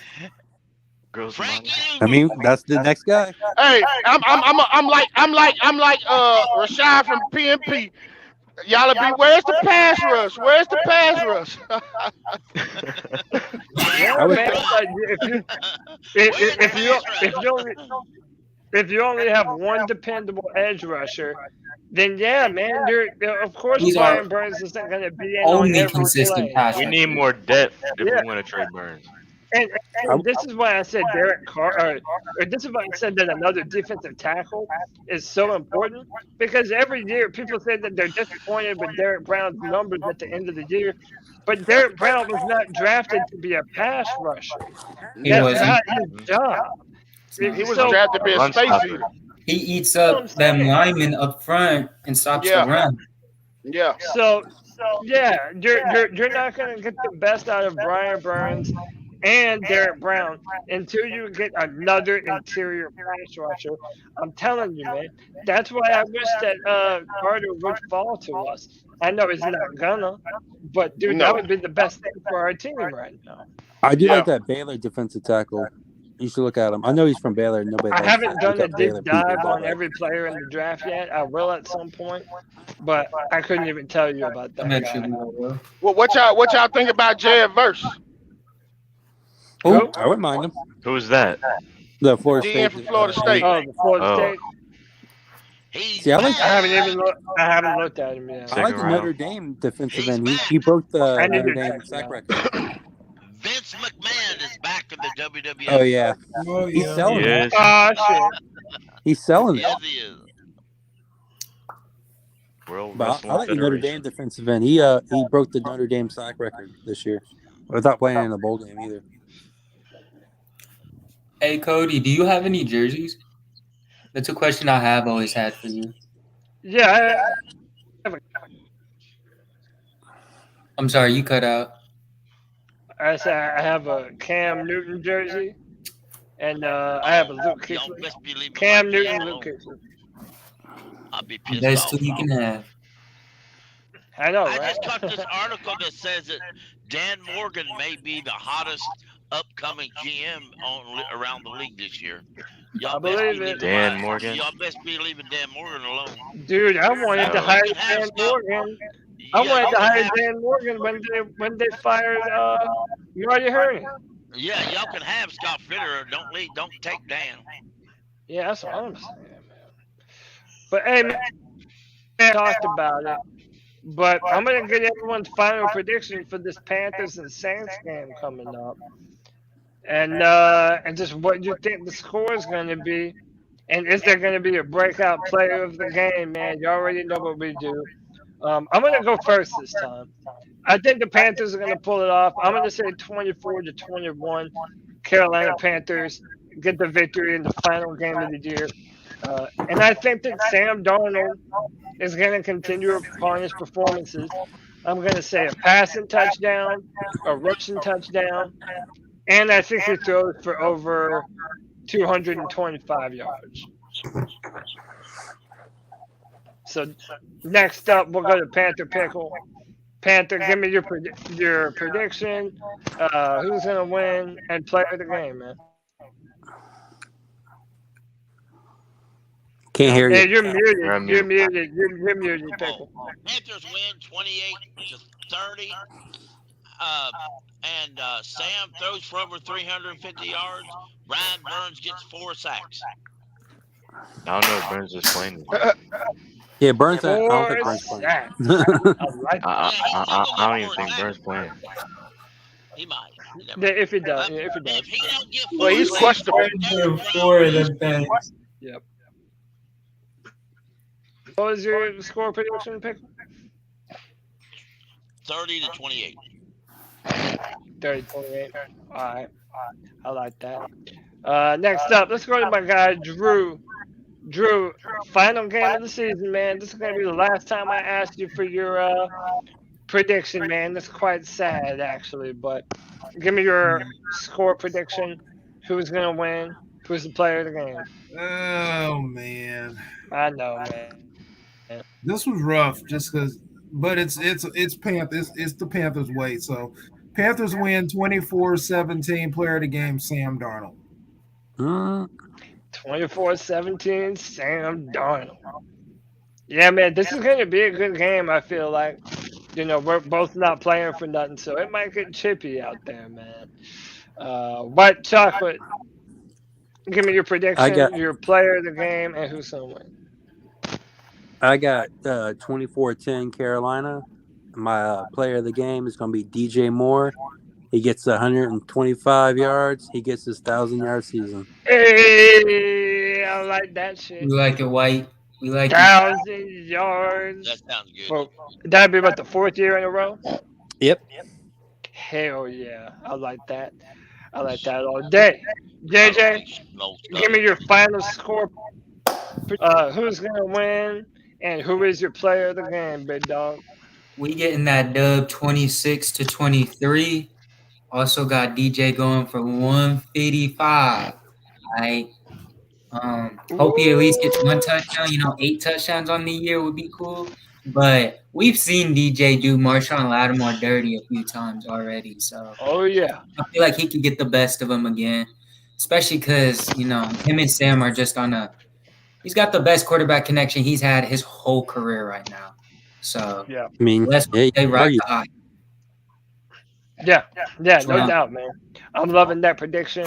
Dude, I really do hope DJ Moore gets the 1,000 yards for the 4th time, That'd be man. so That dope. dude's such a baller, dude. I would love that for him. Fuck Baker Mayfield. Yeah, right. D'Angelo, the legend. Yo, D'Angelo, we gotta get you on the show more often, man. You were great today. I appreciate you for coming on, bro. No problem, no problem. Yeah, I'll make an effort to come on more. No problem. Yeah, that's no problem. Yeah, I man, appreciate absolutely. Yeah, man. Give me your final score, and who's gonna be your player of the game, bro? Let's see. Here we go. I think the Panthers gonna do Panthers things. I think we're gonna win when I don't want us to win. But I hear you. You want that draft pick. I want that draft pick. Yeah, I do. I can't lie. I want the draft pick. Yeah, but I think I we'll hear you. win. I think it'll be a good game, and I think we'll win at the end. I think it'll probably be tied up 17-17. We'll win at the end on the field. And I think player of the game will going to be Terrence Marshall with over 100 yards receiving, but just because Marshawn Lattimore and DJ Moore, he'll be on DJ Moore. So I think Sam Darnold will probably go to Terrence Marshall a few extra times, and Terrence Marshall's going to make a couple big plays. He'll have probably about 4 or 5 receptions for 100 yards and a touchdown. I love that, man. Yo, Terrence Marshall is such a breath of fresh air this season, man. Like, there were rumors about teams wanting to trade for him, and I'm like, but you know why? Matt Rule didn't want to play him. He was in Matt Rule. He was in Matt Rule's doghouse. Matt Rule didn't want to play him. That's what happened. That was the best thing that could happen to Terrence Marshall was Matt Rule getting fired, because if Matt Rule would have stayed on the team, I can promise you, Terrence Marshall wouldn't have never played. Yeah, no doubt, man. And dude, I'm loving Terrence Marshall's his continued growth as a football player. Guy Smith can go. Dude, people forget that Terrence Marshall ran a 4.3 something, and he's 6'3", 225 pounds. Like, this dude has the physical talent to be a big time wide receiver, man. So I hope that he continues to grow and ball out. But yeah, man, look, that's it for another edition. We went 3 hours. That's a good damn show, boys. We went 3 hours. This is another edition of the C3, the show for the fans, by the fans. Hey, man, if you enjoy this content, hit that like button, hit that subscribe, hit that notification bell for every single time the C3 Panthers Podcast goes live. Once again, I'm your host, Cody Lashley. I will be back on the post-game show this Sunday, man, for the final game of the Carolina Panthers 2022 season, man. And then we're going to embark on a long off-season, boys. So, buckle in for the long. Hey, you know what? My fault. Matt Corral will shine. I never did that, bro. That's 100% on me, dude. My fault. Give me your game prediction and Well, I do not want this to happen, but I got the Panthers beating the Saints 24-19. And the what's called of the game, Terrence Marshall with 150 yards. Woo! Nice. Got some more Terrence Marshall though. Hold on, JJ. Let me put you on full screen, bro. Show him off. I got the seats. Yeah, start over. This man got a Dick's Sporting Goods in his closet, bro. What's up? He's got the McCaffrey. Go ahead, we see. I was gonna say, I do got a lot more merchandise and stuff around here, but I kind of put a few of it up just because the end of the season was coming. I do got a Justin Fields jersey as well because he's my favorite Buckeye for real. And I got a Marvin jersey coming in the mail. I love that shit. I've been collecting these over the years just because, a lot of people – I was getting into sports, right at the beginning of 2015, the season. And the first, football game I really sat down and watched beginning to end was that Panthers-Seahawks game. I was at a bowling alley, fell in love with Cam Newton and the Panthers. Yeah. I was born in South Carolina as well, so I figured it was a match made in heaven. Got that fresh Aquanu jersey. DJ Moore. Definitely my favorite player, though. I have 3 of his jerseys. The white one will be on its way eventually. Jason Horn, my man's over here stunting. Luke Kuechly, hell yeah, bro, that's fire, man. That's a hell of a collection, man. But listen, ladies and gentlemen, that's it for me. We've done 3 hours and 5 minutes. I absolutely appreciate y'all stopping by and hanging out with the C3 Panthers podcast. This has been another edition of the C3 Friday Free-For-All. Until next Friday, you already know what we do. Keep pounding. Spurs.